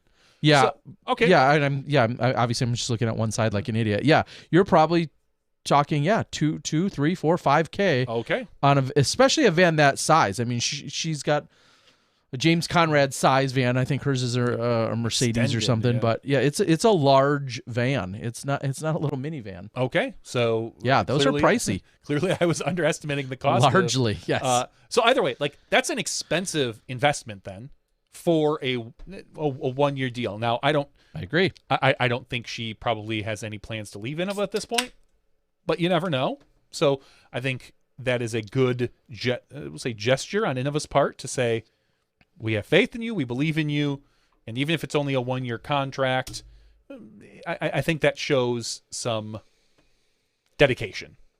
So we'll see. Yeah, she's been with Innova ever since signing with any disc manufacturer. One would think that she's obviously then happy and plans to continue a long-term relationship, but I think your assessment is spot on. Not your estimates. Your assessment is spot on, though. It does say something when you're ready to commit your vehicle to such a large scale, and it also speaks of her touring schedule, because again, her and her manufacturers or her sponsors would be less likely to drop that kind of coin on something if she's like, oh, well, I'm going to go out and, make 2 little 1-month swings. Like you're basically saying to the world too, like, hey, I'm putting this billboard on the road and I'm going to, do it very extensively. So I think it says a number of things. Yeah. Some other news, Andrew Fish extends his contract with Discraft. We see Vino Makala has extended his contract with Prodigy. Nate Sexton launched a podcast. I listened to it a little bit. Okay. But the last one we have here that's about it. That's all of our player extensions that I have been made aware of. I feel like there was at least one more. And now I feel silly that I can't recall what it was. But I thought there was at least one more that was made note of out there. Sorry. I'm sure. And if you've heard of others, please feel free to share them with us or just make some up. we should play Two Truths and a Lie for when people submit their contract extensions. Mike Jewell, I'd love to know who you've extended with. Is it your peeps over at Legacy, or do you have any contracts in your own plans? Those would be things I'd love to hear for sure. Yeah, is there anything else in disc golf news other than the continuation? Now we're a week into it. The continuation of non-stop vlogging. By Eagle, Simon, Brody. I know Hannah and Paul are working on stuff. Ezra continues to put out stuff along with Tristan Tanner. I like watching Ezra stuff. Seeing a lot of stuff by those guys. Kyle Klein talked about getting a YouTube channel up and running and taking that a little bit more serious, or moving on with that idea. I won't believe it till I see it from any player, not just him, but from any player. Everybody wants to. Everybody wants to be the next Simon or Brody, but until I see some dedication to it, for me, a lot of players, it's just talk. I'll be the first to admit, the only thing that I've seen thus far, I've not put a lot of time into them, and I guess I was gonna say I'm more inclined to watch some of this. Some of the titles, being in disc golf media, just some of the titles don't appeal to me at all. For some of our players, for just certain things, like, yeah. The one I did see though was with Simon and his house. I watched most of the house tour. I watched the house tour. I thought that was very entertaining, as you would expect. A pool table right in the middle of the living room. Why not? Yeah. Do you feel it's a fair assessment when somebody says this looks like the ultimate bachelor pad / man cave? Is it an insult? No. Do you feel like the assessment is correct? Oh, the assessment? Yeah, it's close to it. Like the gaming station, the dartboard, the pool table. Then he's got an office. The basement putting area. The basement putting area. Of course, putting outside and having a little bit of space out there. I don't even count that because it feels like every player that has a house has that. It seems like he's got all the things that he needs there for sure. Yeah, I mean he's doing something right. The one thing Eagle was extended as well in case we didn't talk about it. I think that might have happened last week. Okay, but yeah, Eagle took a 1 year extension with Discmania. Was it 2 years? I forget offhand, but Eagle did extend his. Oh no, he's. I think it's 2 years. I think he's now extended as far as Simon is. I think through 2023. Yes, and we'll cheat now and look at the Ulta World, who also keeps track of this stuff. Ulta World shows, as you just said, Eagles through 2023. Cynthia Ricciardi is someone else who is extended through 2021, along with Sarah Gilpin, extended through 2021. So also both of those had hit the airwaves. And then, like you said, Holly through 2021. So all of those. Other big news for releases we can touch on today. Silver Series officially released with the schedule. 6 events. Yes, and did I see none of them after Worlds? I think is what I saw. I didn't look at the dates, to be honest. And I think that's because just things are so crazy. There's so many events going on that wasn't, we'll say, an intentional lineup. I think it was just the fact that there's something going on pretty much every single weekend. Of course, it's going to be crazy. Some people are trying to make up for 2020, and just with the growth and everyone else getting so excited about it, I think we're going to see a really insane 2021. But Silver Series, anything jump off the schedule for you in looking at that Silver Series? No, we saw some of the events drop off from last year. There was no, for us, so we always kind of take a look. There's no Silver Cup. Formerly known as Manitowoc in the Park. As Jeff, I think, posted somewhere that they kind of hope that the Silver Series is a rotating group of tournaments. Some will come on, some will go off, and that will kind of go back and forth. We see Goat Hill was on there again, I believe, this year. Yep. So that will be a very big arm friendly event, probably. Other than that, no, it was. To be honest, I did not look that closely at it. I saw it was 6 events. I saw, it was the Silver Series, and that was really about it. I think other ones to take note of, the Open at Belton is taking place. That's the weekend between the Waco event and then the Texas State. So that's the one. And a lot of players are already there, already playing it. Clearly, it's a solid event. It's not an event I've personally had any affiliation with in the past, but so I can't speak to it in that sense, but clearly it's obviously a good event. We're seeing that added to the schedule. The Vintage Open in Russellville, Arkansas. Again, another event that I'm not too familiar with, but that's April 8th through the 10th. The Mid-America, I know that was has been on the schedule in the past. The Challenge at Goat Hill over Mother's Day weekend, as you had just mentioned. That's going to be Mother's Day weekend. Clash at the Canyons, that's the closest one to us, taking place in Lockport, Illinois. Down there with a great crew. And then Stafford Open. So August 20th through the 22nd. Again, you touched on it. Those aren't necessarily events that we've been seeing, year in and year out over the last couple years of the Silver Series concept. And so it'll be exciting to kind of, see these other places as they get featured and highlighted, and if that's the minor league into being on the Pro Tour, if that's something that they want to be, if that's something that they're reaching or striving to be, or if a Silver Series recognition every couple of years is something that they might want. So it will be good. There's going to be a lot of good golf played in a lot of great places. And I'll just, no association with that. I'll just say it might be a good idea to be a DGN subscriber. Oh, hey, that's I'm a low key. we always promote the DGN. We're big fans of it, and I'll just say, I would, if you like golf, I would be a DGN subscriber. Oh, I'm picking up what you're putting down. Oh, I know what you're talking about, Terry. Yes, make sure you get out there and subscribe. And as Don Juan LeBron just asked, is the Silver Cup on the Pro Tour? And as Johnny was just saying, no, it is not this year. No, it didn't get bumped up to the Pro Tour. The Pro Tour itself is going to be the same as last year, the same events as this year. Not last year, I suppose. It feels like last year. Same events as year. It's just the Silver Cup or the Silver Series. That's different. Yeah. Yes, Silver Cup, as fitting as it may seem, the Silver Cup in Wisconsin is not going to be on the Disc Golf Pro Tour Silver Series. Just to make that clarification.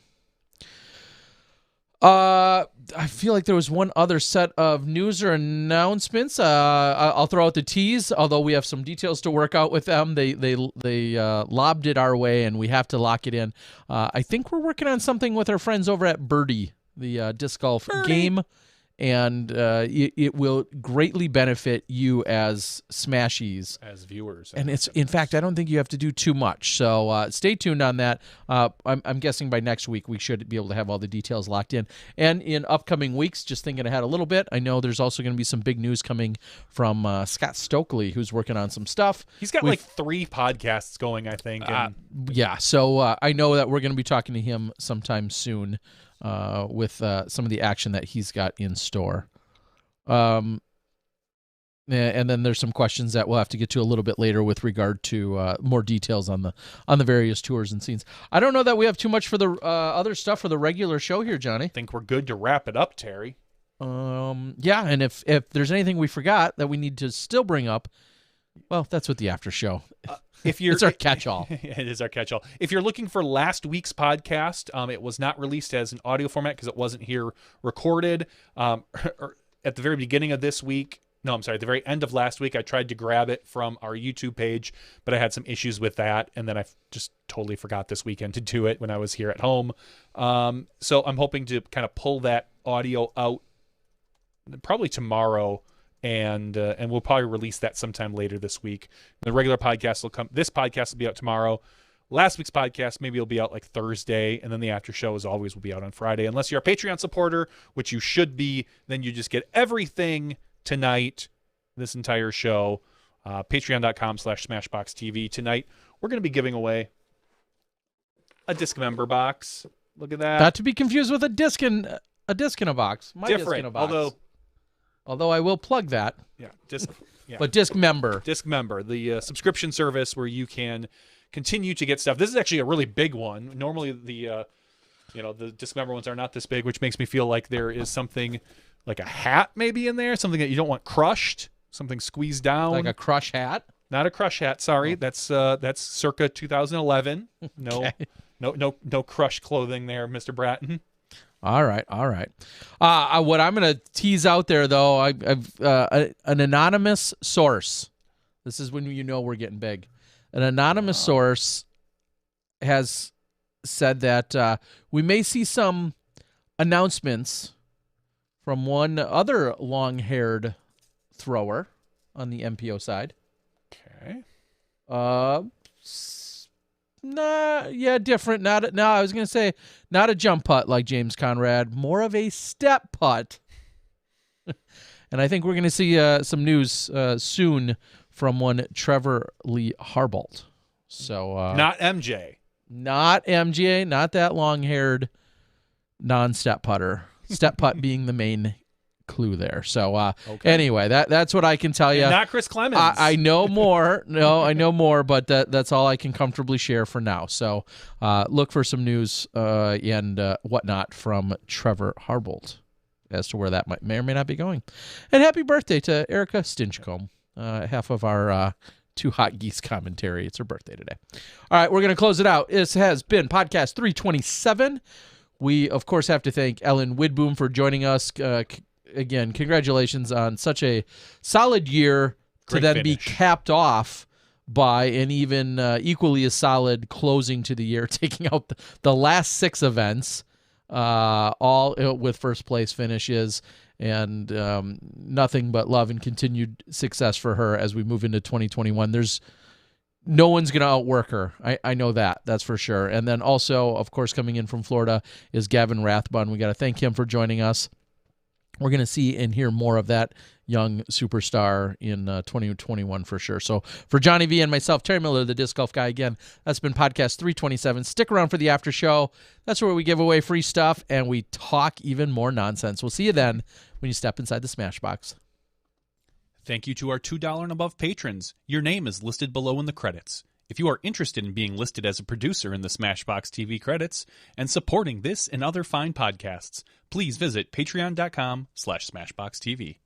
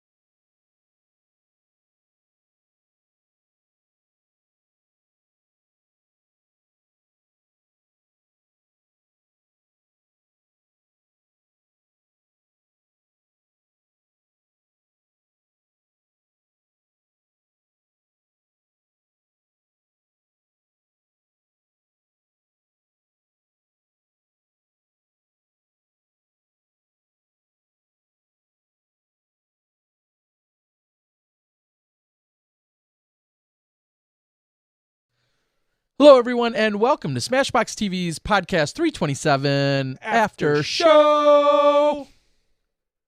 You would think 327 episodes in. That would get old? It doesn't. No, you'd think it would get better. No. You'd think it'd somehow not sound terrible. I would not think that. Okay. We'll keep our expectations nice and low, right where they belong. Well, thank you, everyone, for joining us tonight. We are here for the after show. Quick disclaimer, anything can happen, especially when your friends from Explorium have have powered me up with some Doc Ray's Scotch Ale that was asked in the regular show. I think I'm going to be hanging out with Johnny V's basement tonight, and that allowed me to enjoy a beverage or two. Yeah, Scotch Ale, that's my jam. So we are here for the show. We love interacting with you via our chat board. The YouTube chat board works the best. Of course, if you come into us from Facebook, that may work as well. Or if you're our Twitcher, one of our 2 or 3 Twitchers out there, feel free to chime in, ask some questions. You really help steer the show. We had a lot of Twitchers tonight. What? Gavin brought in the Twitch crew. The young gun. The young gun brought All some. There was at least 4 of them at one point. Twitchers. And so we saw a couple Facebook posts. I have a unified chat, so if you do happen to make a chat post, I will see it if it's on YouTube, Twitch, or Facebook. I see your comment. Terry does not, but I do. One thing I missed today, apparently, and I it did not cross my Facebook feed, so I apologize. And I didn't. This is one I didn't have memorized. Yeti celebrating a 50th birthday. So I saw Jay, a balloon with his face on it. All right. Well, I apologize that we didn't get that one thrown in there. That's the risk you run if you give out 1 or 2 birthday accolades or announcements. You're gonna inevitably miss somebody else. So, but yes, happy birthday, of course, to the Hall of Famer, all around super Great guy. super great guy. I was gonna say, is he the lower 40% of that amazing Yeti combo, or do we give him the full 50-50? That's really. She's pretty outstanding. 47%. Okay. So Des is the 53. Oh, okay. yeah, for sure.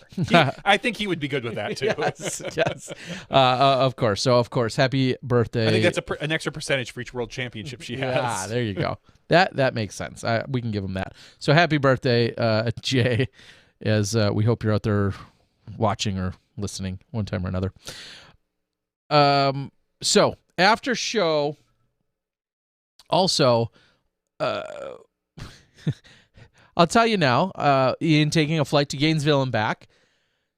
Got another 4 or 5 solid episodes of Schitt's Creek in. Oh, good. And growing on you?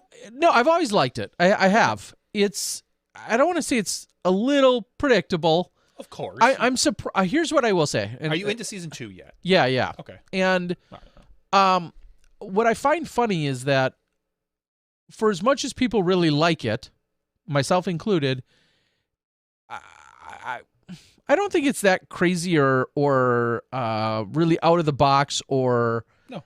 I just feel like it gets talked up so much. It's just consistently good. Yeah.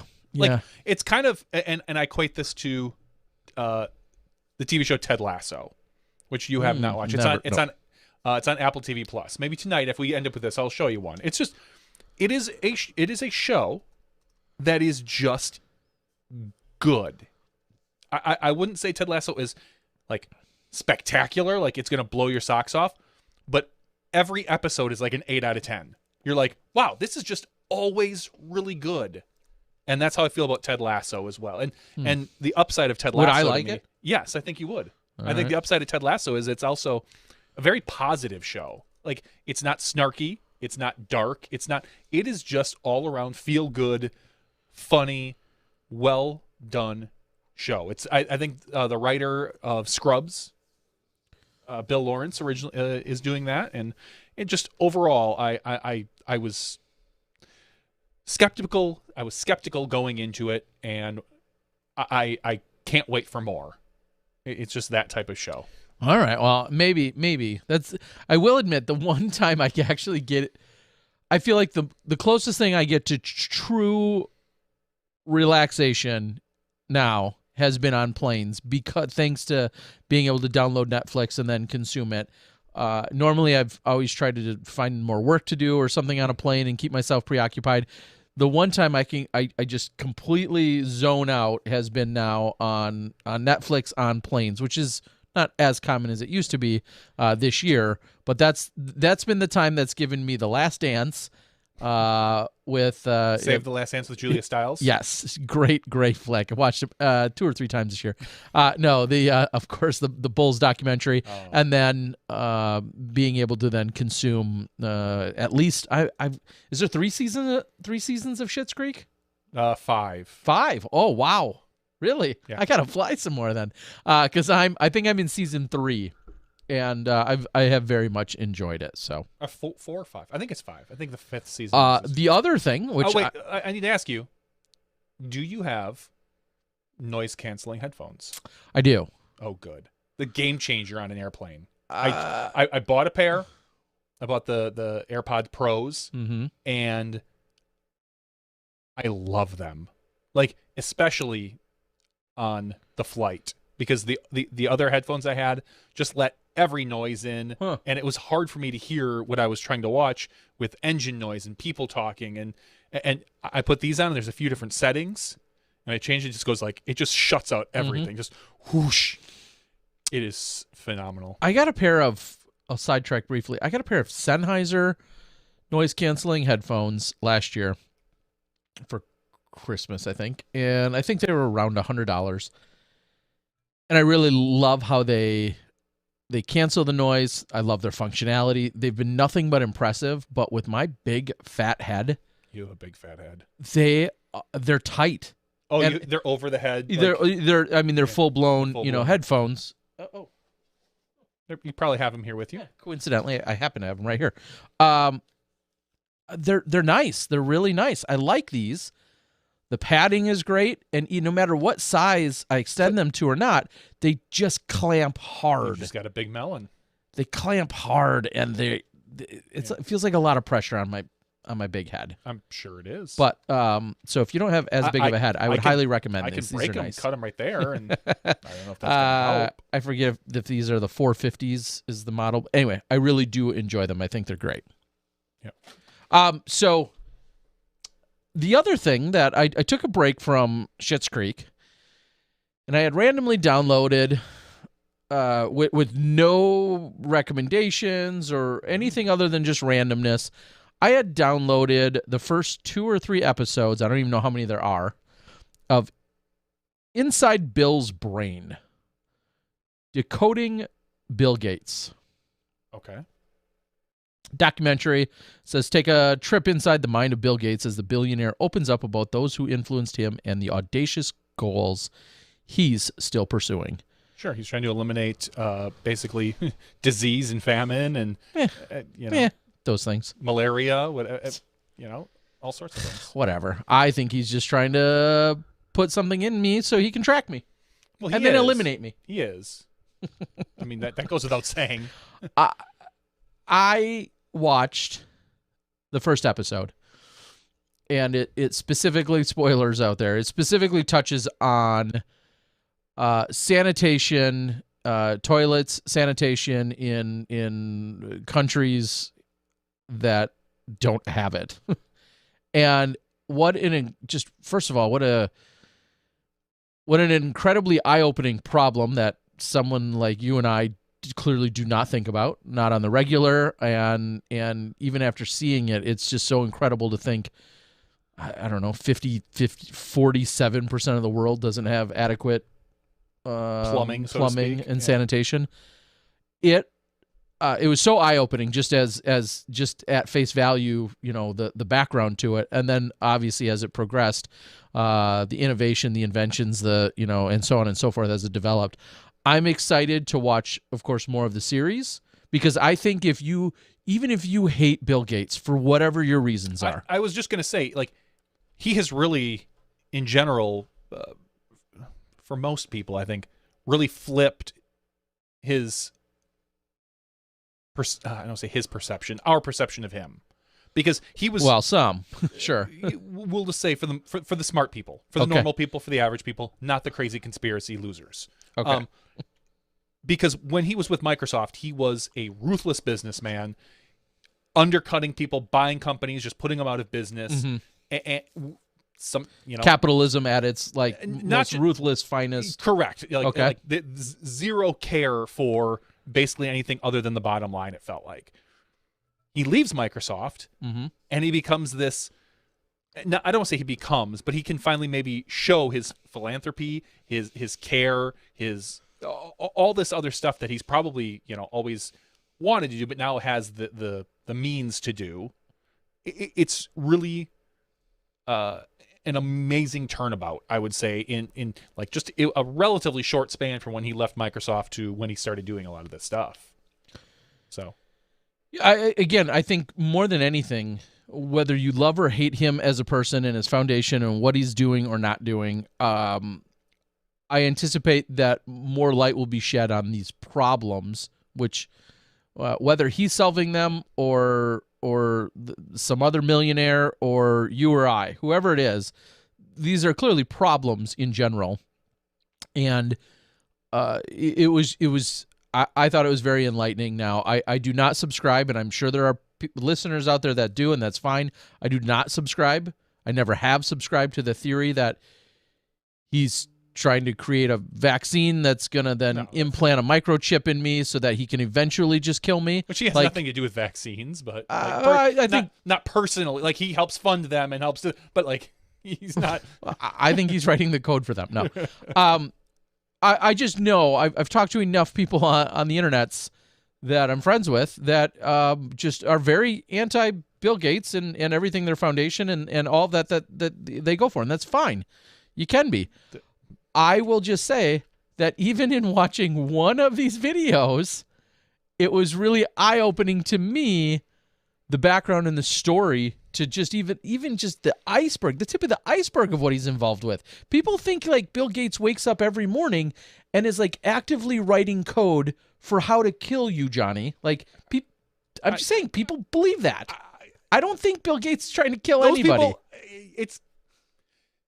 Those people aren't smart people. They're dumb people, Terry. They're morons and idiots. They are the dumbest people in our society that are looking for their tiny little brain is trying to make connections that don't exist, and they are conspiracy theory quacks. Okay. Okay, I got that out. Now, and if you don't like him, that's one thing. There are people I'm sure I don't like, but at least I am not prescribing things. I don't believe I'm prescribing things on them that are that are crazy. So you don't think he's trying to put a vaccine in me so he can track me and then kill me? No. Okay.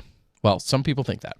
I know, anyway, I know, but I already I let. As we said, so. as I said, it's been interesting. I'm one episode in. Is this an epiphany that I'm changing my life? Well, I don't think so. I don't know necessarily. I just think it was very enlightening to some of the background and story told from from himself instead of somebody else giving their. Now, of course, it's edited. It's a documentary. Blah blah blah. I get all that. Oh yeah. It's probably I don't say 80% truth. It's probably a lot of truth, but every documentary still has a perspective. Of course, and it's a viewpoint. And speaking of which, I took a plane ride and I watched a documentary on the magician comedian, the Amazing Jonathan. Do you remember him? He was very. I'm gonna Google him. I feel like I should. I'm sure you'd probably, if you recognize him, he was all over Comedy Central when we were younger. Okay, yeah. And he just... I knew him way more as the comedian, I suppose, he's a comedian / actor as opposed to a magician. He's not really an actor. He was a comedian. Really? Okay. But he in his comedy, he always did a little bit of magic and stuff like that. So he's also known as a magician. Okay. I watched I believe it was the Netflix documentary? I watched it on the plane, so I don't know where it came from. It was really strange. So like he got about 4 years ago, he got a death sentence. Said you've got about a year to live. Like 4 years ago. And so recently he hired a guy who's going to do a documentary on him. Like, hey, come and do this documentary on me. The guy's like, cool, let's do it. They kind of became friends, this and that. Like a third of the way into, I'm going to spoil it. So if you're not interested, but a third of the way through the documentary, he shows up one day. What's this other documentary crew doing here? Yeah, I got them too. He's like, that's weird. Okay.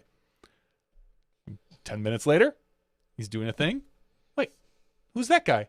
That's the third documentary guy. A third guy? Oh yeah. He started his like 5 years ago. He's putting it together. Okay. Like 10 minutes later, finds out there's a fourth documentary person. Like, this guy is just racking up trying, and he's like, why wouldn't I? And he's a comedian, and there's all these, it's really funny. The problem with the documentary, I didn't love it. Like, I liked the first half, didn't like the second half. Once the documentary became about the documentarian and all the other crews that are doing it, became less about the Amazing Jonathan, and I kind of wanted to see more about him. I suppose I can probably go find other documentaries if I want to watch them now. But there should be plenty of them. There should be plenty of them. Actually, they show how, like, the fourth one, like, she just gave him his footage and some footage she had from, like, a long time ago, because she was like, I'm not going to do anything with this anymore. Yeah. Like, I was going to do this like 6-7 years ago, and I know. It was funny, and then it kind of became like it drug on to me. But if you've got nothing else to watch on the plane, I would say it's worth your time. And yes, Mike Jewell, the reason why I watched it, because Amazing Jonathan he was one of those guys I always saw on Comedy Central growing up, or the Comedy Channel as it was called back then. And I loved him. I thought he was hilarious. And, they showed behind the scenes how basically he just, he smokes meth and he's been on speed his whole life, and just an 80s comedian, like, and just never really got out of that whole pattern. So anyway. So I watched that on a plane ride along with I forget what I was going to say, anything else of any value out there that people, what are you guys watching or highly either recommend or don't recommend? Give us a tidbit or two in the comment section as to what you guys are thinking. I just started watching The Umbrella Academy with my wife. Kind of it's a Netflix show. Kind of superhero-y, but these kids have superpowers, but they I saw that one. That was called The Thundermans. No. Anyway, but it's not like hey, I can fly. Like, one's a little stronger than normal. One has the power of persuasion. It's so far I'm like 4 episodes in. It seems like it's a solid show. So watching that. As the big complaint is, I was going to watch that, and then I watched 1 episode with my wife, and now I'm stuck watching the whole series with my wife. There you go. Yes, The Expanse, Dan, is coming back in like a couple days with season 5, and they announced that the next season is going to be the last season, and I'm pumped because The Expanse is the best sci-fi show on TV. So all right, so I'm fully tuned out. Fully tuned out. Too. Mike Janish asks if he missed it. Did someone say Conrad is going to MVP? No, quite the contrary. We just said that it was certainly confirmed that he was at MVP's headquarters and that there's having conversations and talks with them. There's really nothing more that's known as to where those are or aren't going, but he is having conversations, with them. Letterkenny is one that I know Johnny and I have talked about. I did get 1 or 2 or 3 episodes in. Of course, I do find it funny. But that's Amazon Prime, I think we've confirmed. Hulu. See, that's again, Hulu. Right now, the only one that wins my heart, and maybe because I'm not smart enough, is that I know I can download Netflix and bring it with me. Can I do the same with Hulu and Amazon Prime? I'm not 100% sure on Hulu. On Amazon Prime, you can. Oh, okay. Well, that might be a game changer when I get back on a plane. I'm not sure about Hulu. The new season of Letterkenny comes out the 26th. Okay. So if I can download it and watch it on a plane offline, that's the only thing that's going to really win me over from getting into anything. Let's talk about that newest episode on Disc Golf Network about GG Park, as in Golden Gate. Jeff?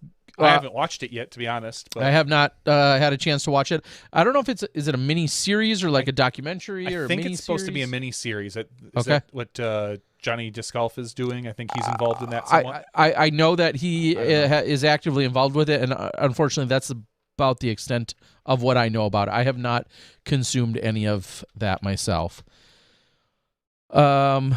Cody asked if it's a bluff or for a pay raise with Innova. Yeah, again, we don't know with James, and it very well could be. Who knows? Maybe he's just toying with the MVP hearts, or maybe I'm sure he's as a bargaining chip. He's hearing them out, which is all you can ask. And if you're MVP and you don't really have a top MPO player right now, You know, I think that their best MPO player right now is Sias. I would assume. Yeah, him.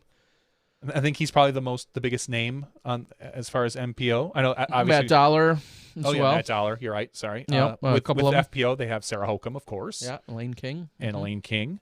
But you know, he's somebody that could help push some discs for you, because I could see James having an MVP putter of some sort, and that being a great seller, because James is known for his putters. No regional bias by Cody Garner, who says Raven Newsom's MVP is MVP. MVP's MVP. Oh, I'm sorry. Nova, the biggest player is you. You know, yeah. 6 foot Nova. I mean, See, that's where I was going to go with that. I mean, or Kimberly, whatever. No. Nova's definitely bigger than Kimberly. Like taller. Yeah. Have you signed the new Save Ryan Ranch petition yet? That is available and out there. I know that we've seen that kind of circulate. Please go out there. Of course, to me, and Johnny and I have a little bias, but our dearest memory of Ryan Ranch being related to the 2011 Worlds. That was the one opportunity that I've had to be there, to play there. Also, the time we saw Bradley Williams play in a dress during the World Championships. Yep. But that it's kind of funny that when you think Ryan Ranch, I think I played with Bamba Rico during one of my rounds of Worlds there, and you think about Bradley Williams playing in a dress there. Those are my two those are my memories of Ryan memory. Ranch. Just some like, who's that? Like, oh, that's Bradley. Like, I'm like, and which is funny, because I was just at the time thinking like, it's a very Bradley thing to do, and I'm like, well, maybe it's more comfortable, and that's all I kept thinking. I'm like, because it was hot, it was really hot, and I thought, okay, maybe he's smarter than everybody else. That, you know, everyone Gotta let the legs breathe. That's like I you know, that's. Yeah, and of course, Jordan Castro, MVP. Oh, my bad. See, that's what you get for opening your mouth. I did. I opened it. uh, Nova's still taller than Jordan. Jeff has said that not sure how many of those parts of the Golden Gate thing there are. The first one was about 12 minutes, but not sure as to how many more there are. So hopefully maybe we'll get some more details and be able to report back next week and know more. I don't know what the release schedule is. I don't know how many there are. I just quite frankly don't know a lot of those details. And to be fair, Johnny nor I often are on the back end of the Disc Golf Networking programming that's not the live. So don't ever take our lack of information as anything more than our normal lack of information. Yeah, thank you. That's a great way to put it. That's all that it is. But clearly, we want you to subscribe and go out and watch it. Oh, for sure. We just don't know. Did we already talk about Eagle's latest vlog? We probably did not. Johnny nor I saw it, whatever the latest one was. I know he's done things like reflecting with his dad. He posted one of him watching his 13-year-old self. Yep, and doing some reflection with his dad. I believe I saw the headline. That was it, which just encapsulates what Johnny just said. I know he's gone over his favorite holes, or at least holes in Colorado. I think he's talked about his putting technique. Again, I have not consumed any of the actual stuff other than what I've read from the headlines. It's so difficult, because I would love to be able to sit and watch everybody's vlogs, but with so many of them out right now, it's, unless it literally strikes me as something kind of amazing, I really look at it. Like, you have to see it. Yeah. Correct. Like, to me, I really wanted to see Simon's house. Like, oh, let's see what Simon did. And, well, worth it. You know, no offense to like someone like Brody, but when Brody's like, Vlogmas number 17, it's me playing doubles with a groundhog. Okay, if he's doing the groundhog, I would totally watch that. But if he was like, me playing doubles with, you know, this local pro, I'm going to be like, don't care. Like, that's just me personally. Now, again, if he was playing with a groundhog, I would totally watch that. That's a good call.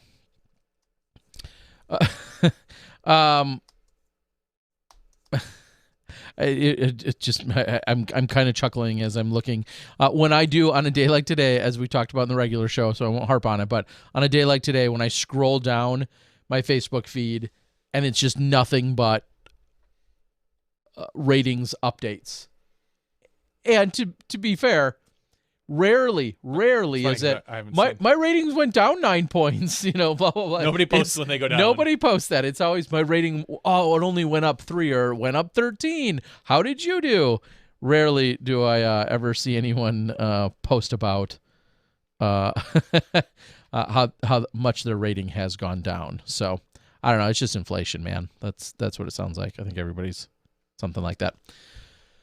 Other things in the news. If you're not, I'll say this: if you're not following Austin Hannum on Twitter, okay, please go ahead and do that. If you're a Twitter social media user, look for Austin Hannum. I don't even know what his tweet handle is, but he's throwing some hot takes out there. Like everybody should love disc golf. I think I saw that one. that was a super spicy one. Spicy hot take. I'm getting a kick out of him, and him and I have been going back. Something that we haven't touched on that we will tread on very lightly here. A lot of conversation has gone around about drugs, drug usage, and drug testing. And I will be the first to say. Okay, go ahead.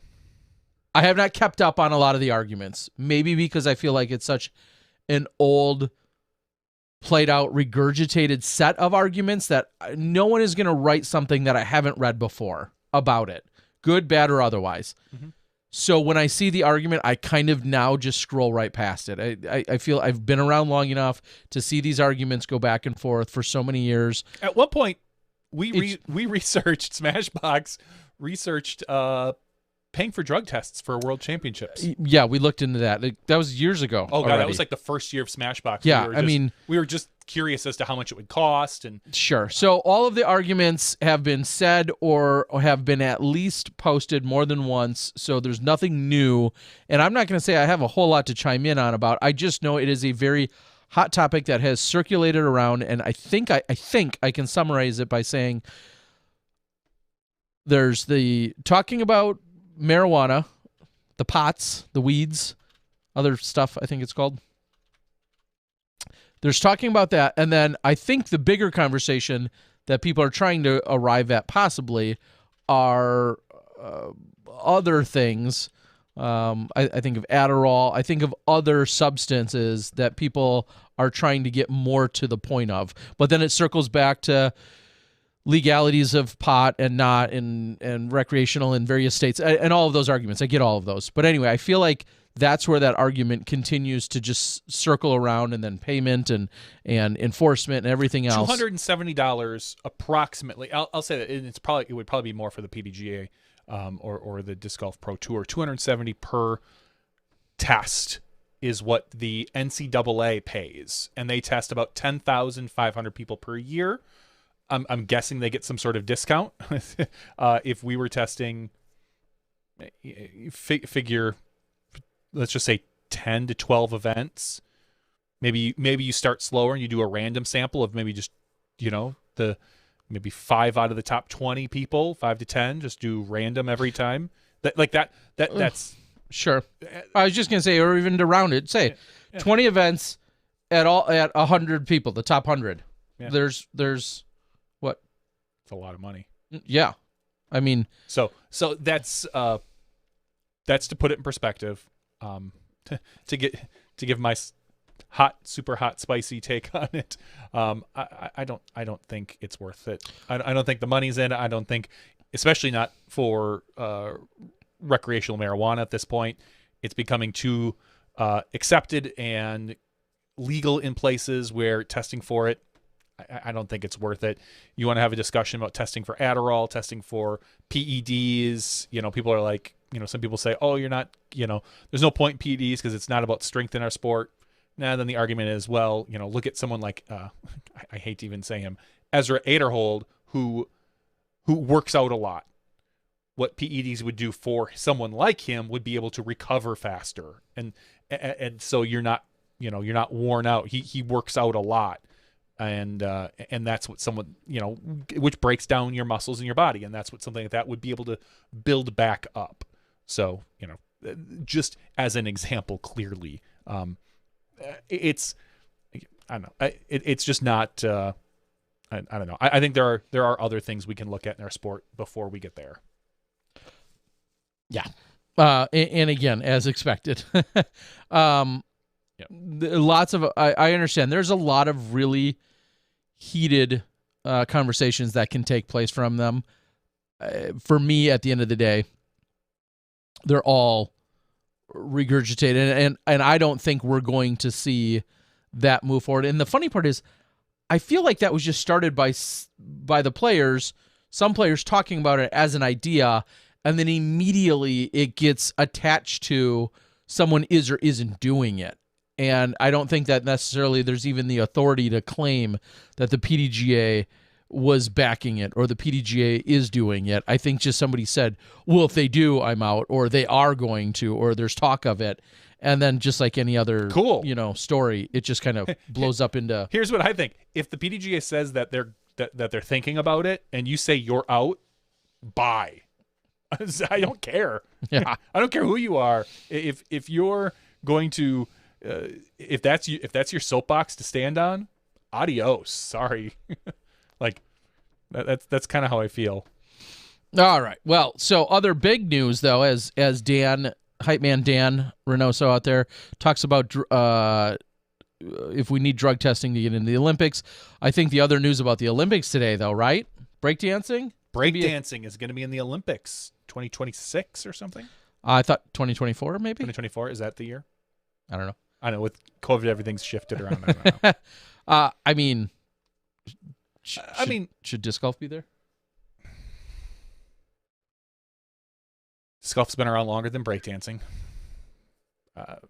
More people probably disc golf than breakdance. But then again, you could say more people disc golf than that gymnastics event where they have the rope, the ribbon dancing, and ultimately, you treat breakdancing will be treated just like any other sport. It'll be graded based on certain, just like figure skating, based on precision and certain tricks you probably do. There's going to be some leeway as far as style and stuff. If you bring your own cardboard or not. No, I mean, you're wearing cardboard. Yeah. Please, Terry. We're talking the professional ranks. You probably got yourself a nice laminate. You oil it up and. Yeah, Jeff says I want a SmashBox themed cardboard box that I can dance on. Well, Jeff, just wait for your next Patreon perk. Yes, exactly. Getting those made up sounds like a good idea. Yeah, I saw that in the news today, and then of course that immediately sparks the disc golf and the Olympics or not argument, which again, not to sound old and crotchety, but that conversation has also been taking place for, 20, 30 years in terms of disc golf and the reasons why it hasn't happened or will happen or won't happen and all that other stuff. So we'll see. All right. Cody says, news, the PDGA yearly fee went up $25 to $75. Chatter is happening. So it was $50. It was $50 for amateurs, I'm guessing is what you're saying. I'd be curious to know where that news came from, other than you. I'm not saying that it's not true. I just hadn't heard that. Excuse me. I'm not a state coordinator anymore, so I could have possibly been out of the loop. I had not heard that. Anybody, can you cite your sources? What? Cite your sources. This is SmashBox, Terry. Sources. No, that would be interesting. And I think it would. I wonder if it will add or detract from the argument about so many people have said, what are amateurs getting versus what are pros getting in our sport? Because there's been that $25 difference. Somebody's going to have to actually do research, but I don't know if it's the last time we saw a price increase. That would be a big price increase, to be honest. I think it would be on par. I think it would be fine. 50% price increase? I think that'd be fine because I think $75 is still a very cheap annual membership fee. I don't disagree. And I think it might also, there might be a ton of logistics that just make it that much more worthwhile to have them be the same price across the board. Like I start thinking of that on the back end. Sure, that could be. That is certainly interesting news.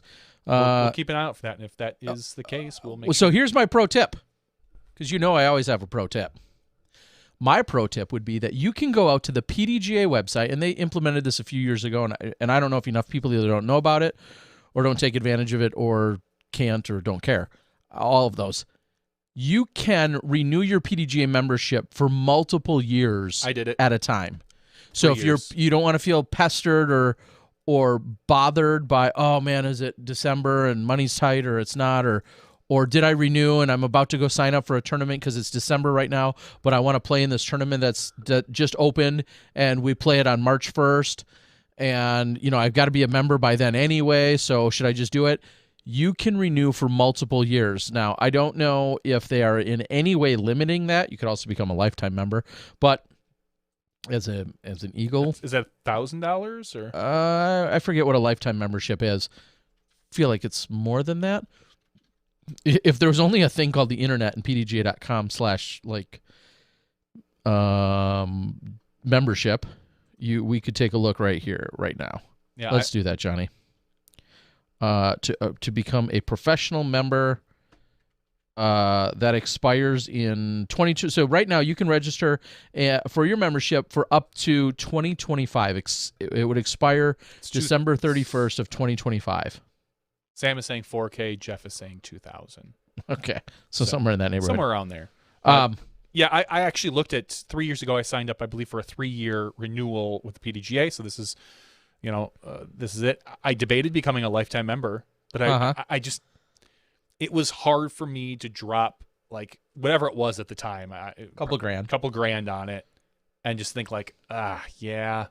I mean, I'm probably going to sign up every year for the rest of my life, but outlaying that kind of cash, that's a pretty heavy investment. So I just kind of I decided on the 3-year, which I think was especially when you're going to create your own players union, because we're just waiting for that to happen, dude. I feel when I create my players union and then have my unsanctioned tour. Oh, okay. Yeah. Where you hand out drugs in the player pack? Will you do that? No, because I don't know where to buy drugs, Terry. I'm so square. But if I know knew a few Terry, people you could talk to. well, I could probably just yell out my window. Yeah, I feel like every either 6 or 12 months there should be a friendly reminder in our podcast notes that we don't keep of making the public claim for someone. Go out and create the players union, because one of these days, very soon, there's going to be something that's going to happen that you're going to absolutely detest and hate that's changing within our sport, and then 10,000 people are going to get on Facebook and say, we really need a players union. So here's my preemptive suggestion for you to just go out and get ahead of the curve that's been clamored about for 20 years. Go out and create the players union right now. That's what you guys need to do. A membership, Jeff says, it looks like a membership through 2025 is $250. Oh, okay. And the Eagle Club is $2,000, which is a lifetime membership. Okay. So do some math. I mean, Johnny, I think if we were smart, we would go back to when we signed up for the PDGA 20 years ago and then signed up for the annual membership, the lifetime membership, which was even cheaper. Mm-hmm. And annually. Yeah, because that's what I would do with the money. I wouldn't invest in Apple or Tesla. No, this would have paid off way bigger. The PDGA. Think of the inflation that we're paying for. The PDGA membership is really the way to go. I mean, you're right, Terry. If we should have done that with your college graduation money. Taken you should have $1,000 stayed for your and put it in the PDGA. I'm just saying we would have saved money. Yes, we would have. In our lifetime, knowing that we're 20+ year members. I signed up in high school. And just think about all that money that I could have saved if I would have just became a lifetime member then. You're right. You could have. So maybe there's the lesson. There's the additional pro tip. If you're going to have a kid and you want to sign them up for their PDGA number, just sign them up as a lifetime member now. Because over the 70 or 80 years that they live, hopefully, maybe 90, just think about what they're actually paying per year. It's gonna be you're paying. It's nothing. Well, I will say this: it's getting to be Christmas time, and if your kid is 13, 14, and they're pretty solid at disc golf and they love it, and you think, hey, maybe they kind of have a thing, get them a lifetime membership for Christmas. Yeah, and the next 3 Christmases. Say, it's like, hey, sorry, kid, you're still a member this year, right? That's what you get. Here's a new damn mini. Every year their stocking. It's just their new card. Their membership renewal card, the gift that keeps on giving. Saint Nick dropped that off for you. PDJ, don't even thank us for all of the great gift ideas here that we're providing. All the plugs that we're giving for you. Speaking of which, I should probably renew. Yeah. All right, and yes, people are confirming that as of right now, membership is still set at $50, and that will get you through 2021. Quick tidbit: about once or twice a year, I find a way to give away a membership to someone. Yeah. I've done that right after Cold Turkey. Someone had played and did very well, and they were thinking about it anyway, and I said, nah, perfect time to give away a membership. So I think it is a great gift idea, so don't hesitate to do that for someone. Renew their membership, give them a membership, whatever the case might be. There you go, Terry. Renew my membership for me. No, not you. For 5 years. I don't got that kind of money. You're crazy. Oh, I know you do. All right. Shout out. Nova says, I'm old enough to pause and do the math before considering a lifetime membership. It's just not about the return on investment, Nova. There's more to it. The philanthropy. No. This is a big word for me to spit out. All right, Johnny is going to it sounds like Nova doesn't think she's going to live that long, and I don't want to. That's not what I want to hear out of you, Nova. I wasn't going there. All right, Johnny. She did. She literally went there. Johnny is going to start to do the download here every week. We have a giveaway. Well, except for last week. That's why we're going to have 2 this week. Oh, that's right. Every week, though, it averages out to. We're going to have a giveaway for something free. All you have to do is become or be an existing Patreon supporter at any level of our SmashBoxxTV podcast. If you're a Patreon supporter of the Disc Golf Guy video blog channel, I appreciate it. We love you. That doesn't make you eligible for this giveaway on Tuesday nights. These are 2 separate entities. You are welcome to become a member of both if you so choose. We very much appreciate it. But we're going to have some free stuff to give away here. As Johnny mentioned earlier, we got the disc member box. And then last week, I teased out the idea that there would be something from the Cold Turkey event as I recap that event. And we had our champion from last weekend's Cold Turkey on. So it's going to be something from the tournament that I just ran. And that was thanks in part to Innova Disc. So we're going to have a giveaway from there. So tonight, we've got 2 people to draw. How exciting. It is exciting. I am. All right, I'm going to read on the board and see if there's anything else as Johnny looks at that. I'm ready to go. Ray says, Terry learned a new word from the Bill Gates documentary. No, I did know that word. It's just, it's a big word to spit out.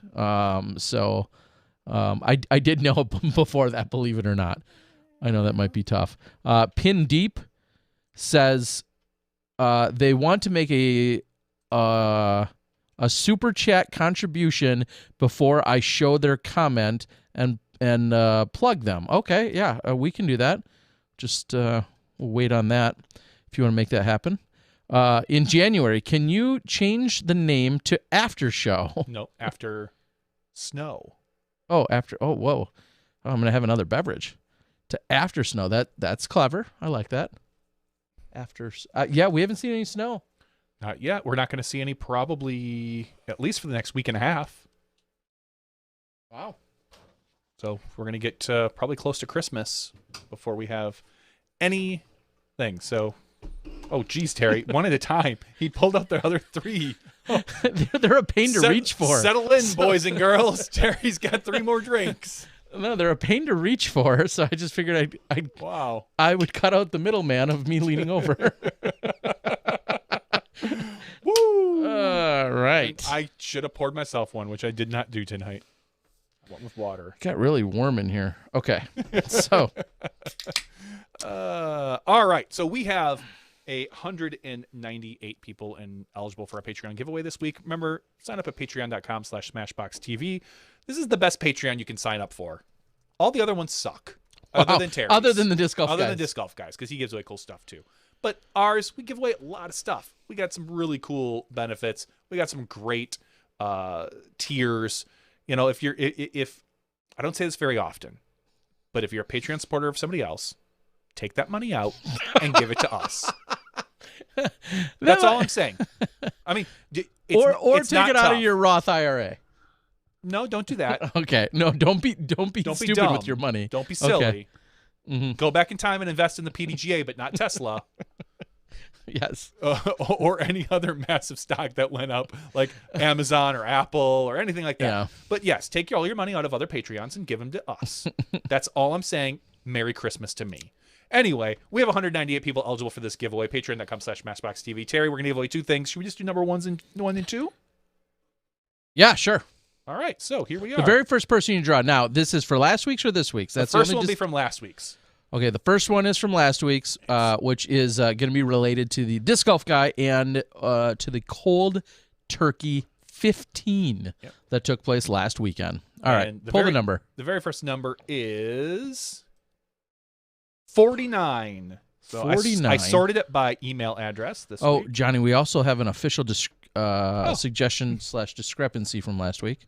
It's Disc Baron. Oh, he will absolutely love the disc, and if he wants to turn around and resell it to recoup his expenses for all the support he gives us, I'm good with that too. That's great. But Disc Baron will absolutely love what I'm going to send his way over to Michigan. So check out discbaron.com. Now this is for the disc member box. If you'd like to be you can't see me. Here, I'll take this down for a second.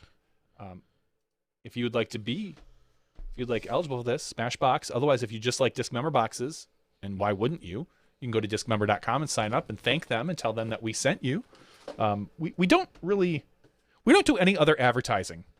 Other than that, we should sell out more. Is that what you're saying? We should sell out more. I am but we so don't. cheap and easy. The only way that we pay for this show and all the stuff that we do, and Terry's drinks. Yeah, nobody actually. I had to buy these myself. Okay, Jeez. so your money is not buying Terry's drinks, not directly at least, is through Patreon. So thanks to all our Patreon supporters. And the next number is 117. So I'm going to scroll down to 117. Lance Perkins. Congratulations, Lance Perkins. All righty, Lance Perkins, as he said. So while we're doing that, thank you to Pin Deep Disc Golf, the super chat. You cracked the code. You figured out how it worked. And it sounds like it is unlocked. It is available if anyone else would like to try and use it.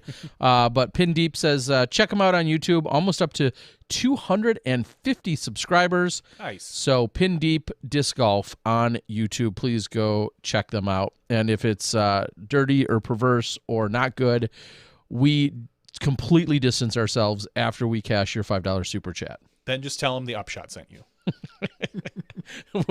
Check our referral code.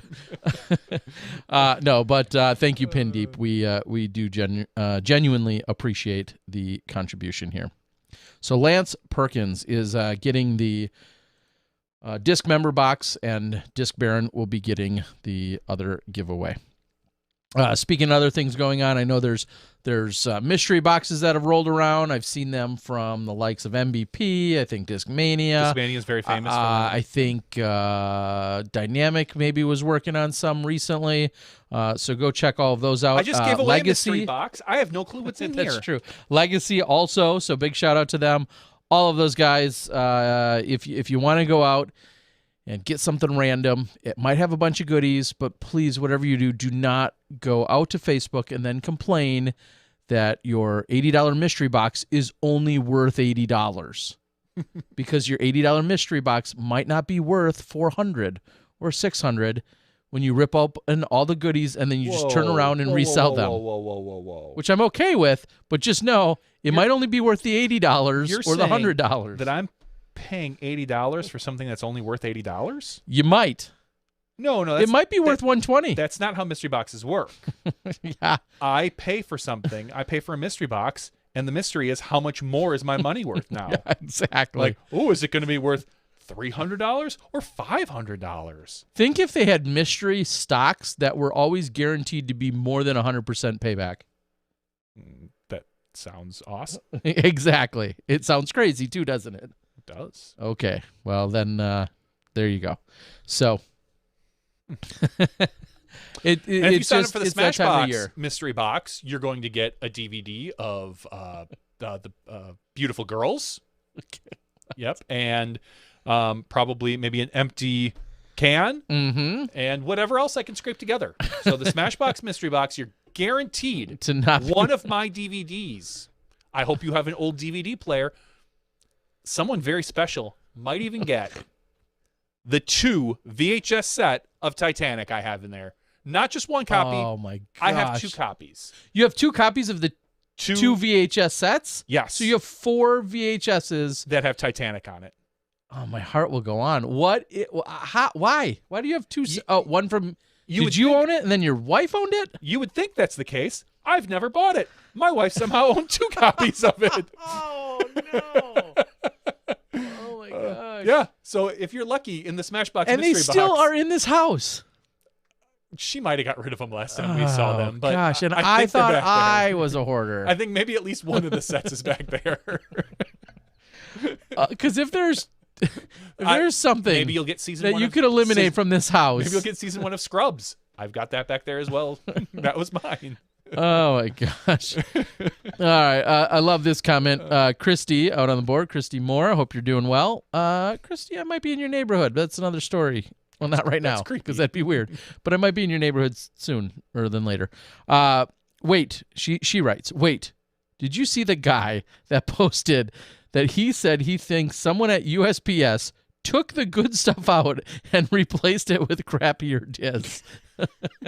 I would believe that if there was like a 1986 Gazelle. You're like, that's weird. Or like a beat up Vel Cyclone or a from- Cyclone or yeah. But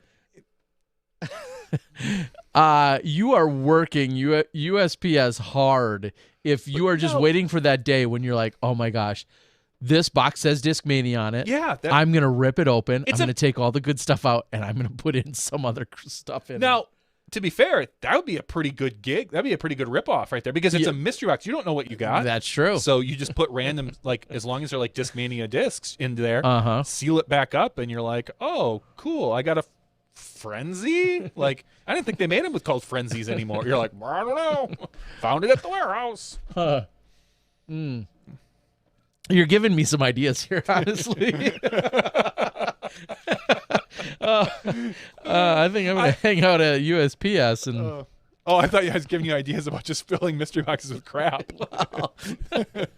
I don't know what happened. Blame it on the UPS guy. By any chance, are you in like Central Florida? Someone named Ellen? Maybe she took it all. I can see her. She's so the type. Oh yeah, she's definitely going through the boxes and taking the good stuff. And she says that he ended up getting the same thing everyone else was getting. Yeah, it. Smart UPS guy then. Yeah, I don't want to belabor this too much, but Steve Rico tonight, for instance, love you, Steve. And maybe they're not selling it as a mystery box, but to me, and I picked on Nate Heinold a few weeks ago from Ledgestone, said something to the effect of the mystery boxes have, and then he listed like 6 discs that were going into all of them. And I'm like, it's not so much a mystery. It depends. If you're putting extra stuff in there in some of them, it's a mystery. But he's like, you're getting this patch, you're getting this, and then you're getting these 5 discs. At that point, I don't consider it much of a mystery. Is that gambling then? I mean, could you equate that? Let's say, okay, everybody's getting these 6 discs, but some people... Only if you ordered them through a raffle that I ran on Disc Golf Raffles. But some people are going to get this basket. Some people are going to... Like, that, video games have loot boxes where you're guaranteed... Well, until you scam those, but yeah. Or YouTubers, that was a big thing for a while. YouTubers were faking what they got in the loot boxes or the mystery boxes. They were faking it, and it was one particular YouTube, like, ran this massive, like, $50,000 or $100,000 scam because he was saying, oh, if you buy these, here's the things you could win. And he was opening up and he was always getting all these amazing things like, oh, I spent $9, but I got this $200 pair of shoes. I remember watching like a little mini documentary on it. And they were faking what they were getting to make it seem like it was such a big deal, and they got busted for it. No, that's... But anyways, is it a form of... I was thinking like video games do loot boxes where like you play and at points in the game, or basically it's usually a pay-to-play game, they award you like, oh, you got level 10, here's a box. It could have, the best gun in the world for your game, or it could have, the pea shooter. And, and it's a loot box. And there are countries that are basically saying, okay, yeah, this is gambling. You're paying for these things. It's a form of gambling, and so there are countries that are locking that down. And I'm wondering if mystery boxes are kind of the same thing. It's just a physical version of that. Here's what I think what gets lost, and it's kind of what I jokingly just alluded to. I feel like if I were to put out a mystery box, which I've thought about doing off and on for countless years now, and I've thought about it for SmashBox, and then I saw, God, that's too much. No, I do like the idea, and I would always say that the bare minimum, let's say your mystery box costs, I'm going to make up a number and say $80. You're getting $80 worth of goods minimum of just retail value. Now, you may not love any of those items. Let's say it's $8, $10 discs. You may hate all 8 of those. That's part of the mystery. That's part of the dice you're rolling. Or for $80, you might get a gift certificate in there that says, here's a disc golf basket that's actually worth $125 or whatever the number is.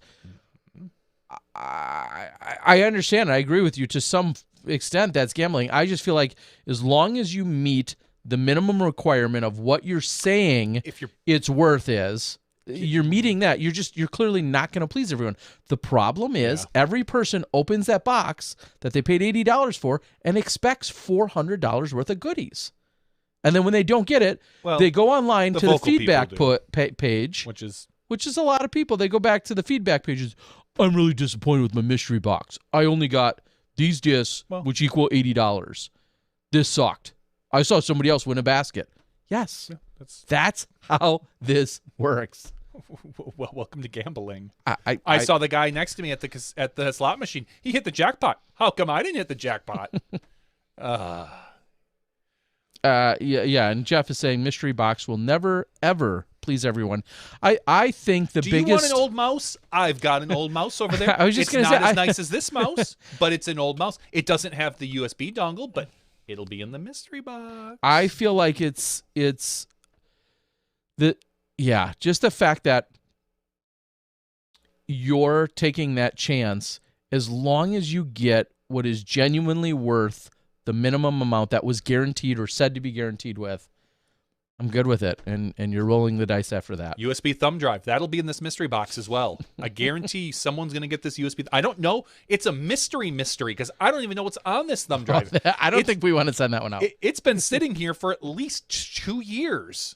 And it just sits here, and I move it around. What do you think is on it? If I had to take a wild guess what was on this, I would guess an image of Windows 10. Or maybe a Linux image. Here's what you will never hear me say this. Take this random USB, stick it in your computer, boot it up. I don't know what's going to happen. That sounds like sound advice from an IT guy. I don't know what's going to happen. But you might end up with Linux on your computer. You might end up with Windows 10. It's a mystery. I hate mystery boxes, by the way. I think they're dumb. So you're not a collector, and you're not a seller. No. So you'd have no reason for it. If you want something, it's because you're part of the hoity-toity elite 1% of disc golf community, if you want something, you can afford to just go buy it. So you elitist prick. It's not wrong. So, but again, you're not a flipper and you're not a collector. So yes, you personally have no reason for a mystery box. I don't blame you. Yeah. You're not wrong. You elite piece of shit. Do you know if you buy one of our mystery boxes, in it you will get one of Paul Macbeth's McLarens? We could probably make that happen. Yeah, I'm just saying, one of them. I don't know how many he has. That's not a bad idea. Yeah, Jeff says people want that thumbnail. Let's give it up. I guarantee you, there's nothing impressive on that thumbnail. thumb drive, not thumbnail. Nobody wants my thumbnail, but the thumb either. drive. The thumb drive, nobody would want that. I could all but guarantee that. And this, and as somebody said on the board, like sometimes this is a way that people do unload stock. their unfavorables. Yeah. Sure. I'm gonna. Awesome. All I had left are Panthers. our medium T-shirts that nobody wanted to buy. So yeah, sure. There's a lot of medium T-shirts that get thrown in there, and the hope is that maybe you don't wear medium when you got it, but hopefully you find somebody else that does. You're rolling the dice on getting something that may be of value to you or not. That's all there is to it. Sam Martin says, "Dang, I wanted the thumbnail box. Super creepy that Terry keeps a box full of thumbnails. They're not his. Where did he get them?" Yeah, that's a good call. All right. I'll super chat enough for a mystery box as long as I get that thumb drive. All right, let's start the bidding. I would love to make that happen. I literally don't know what's on it. It's got to be almost all my thumb drives lying around have like an image of Windows 10 on them. At some point, I've formatted them and plugged them into a computer to boot it up. So it's got to have. All right, let's change gears a little from this rambling into something serious but a little nerdy. If I tomorrow sold 10 mystery boxes for $250 each. Okay. I'm just making up numbers. So that I can get to $2,500. I'm trying to do math here. So slow down. I'm trying to get to $2,500. Have you ever had to have a car payment? I'm just saying, Terry's car payment's really big. If I had to have $2,500, if I had $2,500 coming into it, what computer should I assemble? This is a long way of getting at. What computer should I assemble for streaming / editing? What do I need to worry about? So this is for you editor, streamer types out there. There's really two things you really, maybe arguably three. Two things you really care 1080 GTX. Say it. Yes, but I probably wouldn't get the 1080 at this point. I'd probably get the 2160. The 2060. Ah, the 2060. There's no 2160, or maybe actually I'd get the 2070 because the 2070 is not much. Talking more. NVIDIA here, people. NVIDIA graphics cards. Oh gosh, I would tell you. But seriously, I would tell you to get a generically 3000 inform the series. world though. What are things that somebody should be looking for if they were concerned about streaming and/or video editing right now? Right now, you're looking for what I would recommend is a good processor. And that's going to probably be a high-end Intel, like an i7 or an i9. But, and I know people are screaming at me right now, the better deal is going to be the AMD processor. And you're going to get probably a little bit more power out of them, a few more cores, and it's going to be a touch cheaper. So you're getting a better bang for your buck with the AMD processor. So that's probably what I would recommend is one of the Ryzen AMD processors. And an NVIDIA graphics card. You can't go wrong because a lot of streaming software uses a lot of the NVIDIA stuff just because it's been around. It has a history. So get an NVIDIA graphics card, RTX 2070, maybe a 2060 if you can't get a 2070. You're not getting any of the 3060s or 3070s or 3080s. Those are all the newest. Yeah, they're all out of stock, and they're almost impossible to get right now. They probably will be for the next couple months. I mean, and then you throw, throw fast memory in it, 16 gig probably. Minimum. And I like 32. 32 is good. I think I got 48 in this bad boy. And you throw it into a case and you get a good power supply. So do you go to like an iBuyPower.com? Do you go to a Sure. Dell and manipulate it? A Newegg Where does someone go, or a Newegg? Where does someone go to I- assemble a machine, assuming they don't want to get hands-on and assemble it themselves? Nova says I can get some 30 that fell off a truck. Nova, have you been in China recently? Let's talk, Nova. I'm interested. You can go to PC Part Picker, which is really good. It helps you kind of just in general pick parts and then transfer that over to like a Newegg. I typically shop at Newegg just because I, for the most part, know what I can make a wish list. I can throw parts into it and then ship it to wherever and assemble it myself. Does name brand mean anything to you? I mean, you just listed some very specific name brand components. Well, but outside of that, even case NVIDIA and is such. just the maker. There are still other name brands that actually put NVIDIA. You've got like the Asus NVIDIA, I'm trying to think of a couple other people that make NVIDIA cards, so I'm drawing a blank on right now. So NVIDIA is just kind of the brand, and other companies will resell that with different fans and all the sorts of other shit. But yeah, no, not really. I mean, I in the past I've gone with Crucial Memory, but that's just because I kind of knew them. I've known them forever, but I don't think that all the stuff in my streamer is Crucial Memory, so to speak, which is the name brand. Yeah, I mean, name brand. How much does, and this is maybe again generic for everyone out there, how much does getting all of those parts, main parts you're worried about, and assembling it yourself versus having it hand pick all those parts and having someone else put it in a case and send it to you, what's the price differential? Are we talking $100? Are we talking $500? You're probably talking like $500, $500 to $800 if you buy.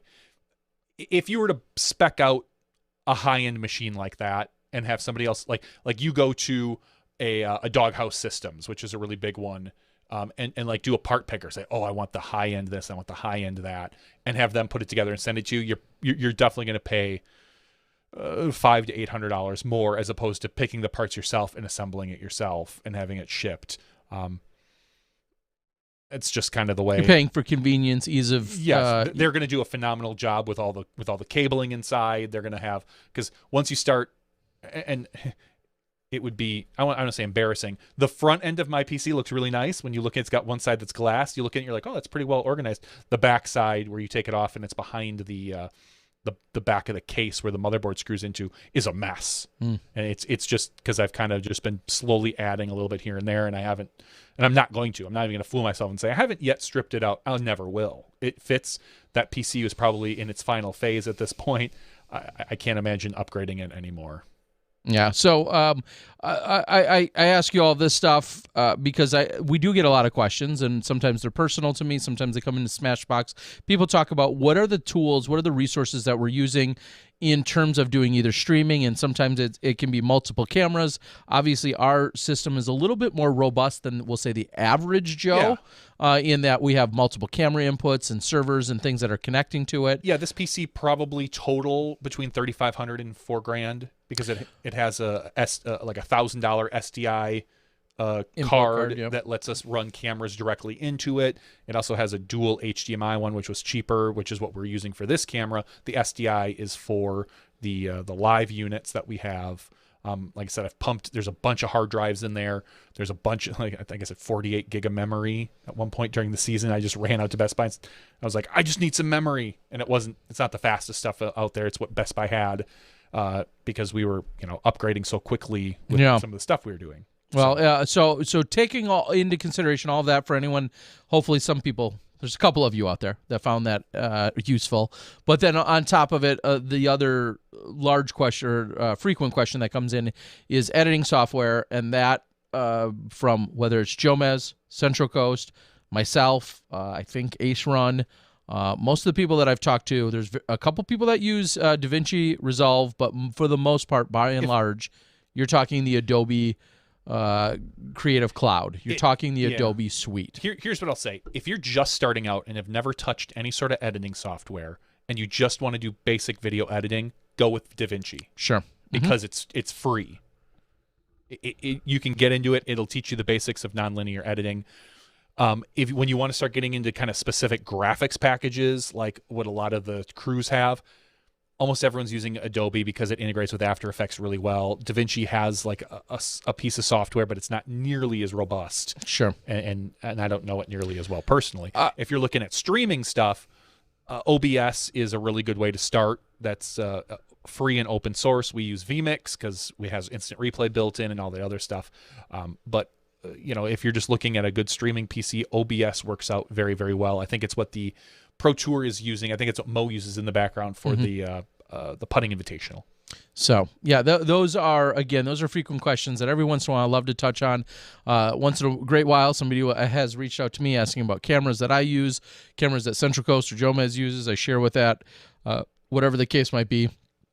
But Adobe, I will say Adobe, for the most part, most of the crews are using that. And another little side note to that, at least as of a week or so ago, right around the Black Friday sales, Adobe was offering actually a reduction in their monthly fees.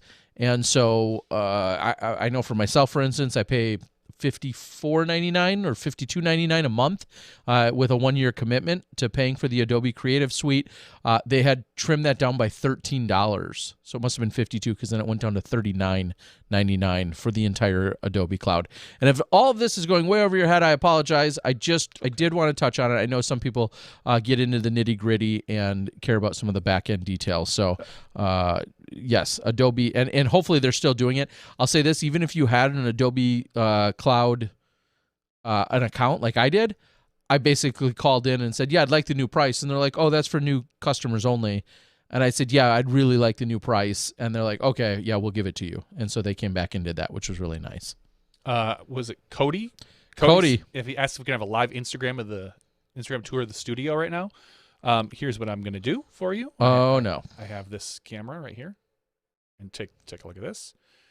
Oops, that's not what I want. This is what I want. Boom. There we go. This is my phone. So what you're seeing, this is what I'm looking at right here.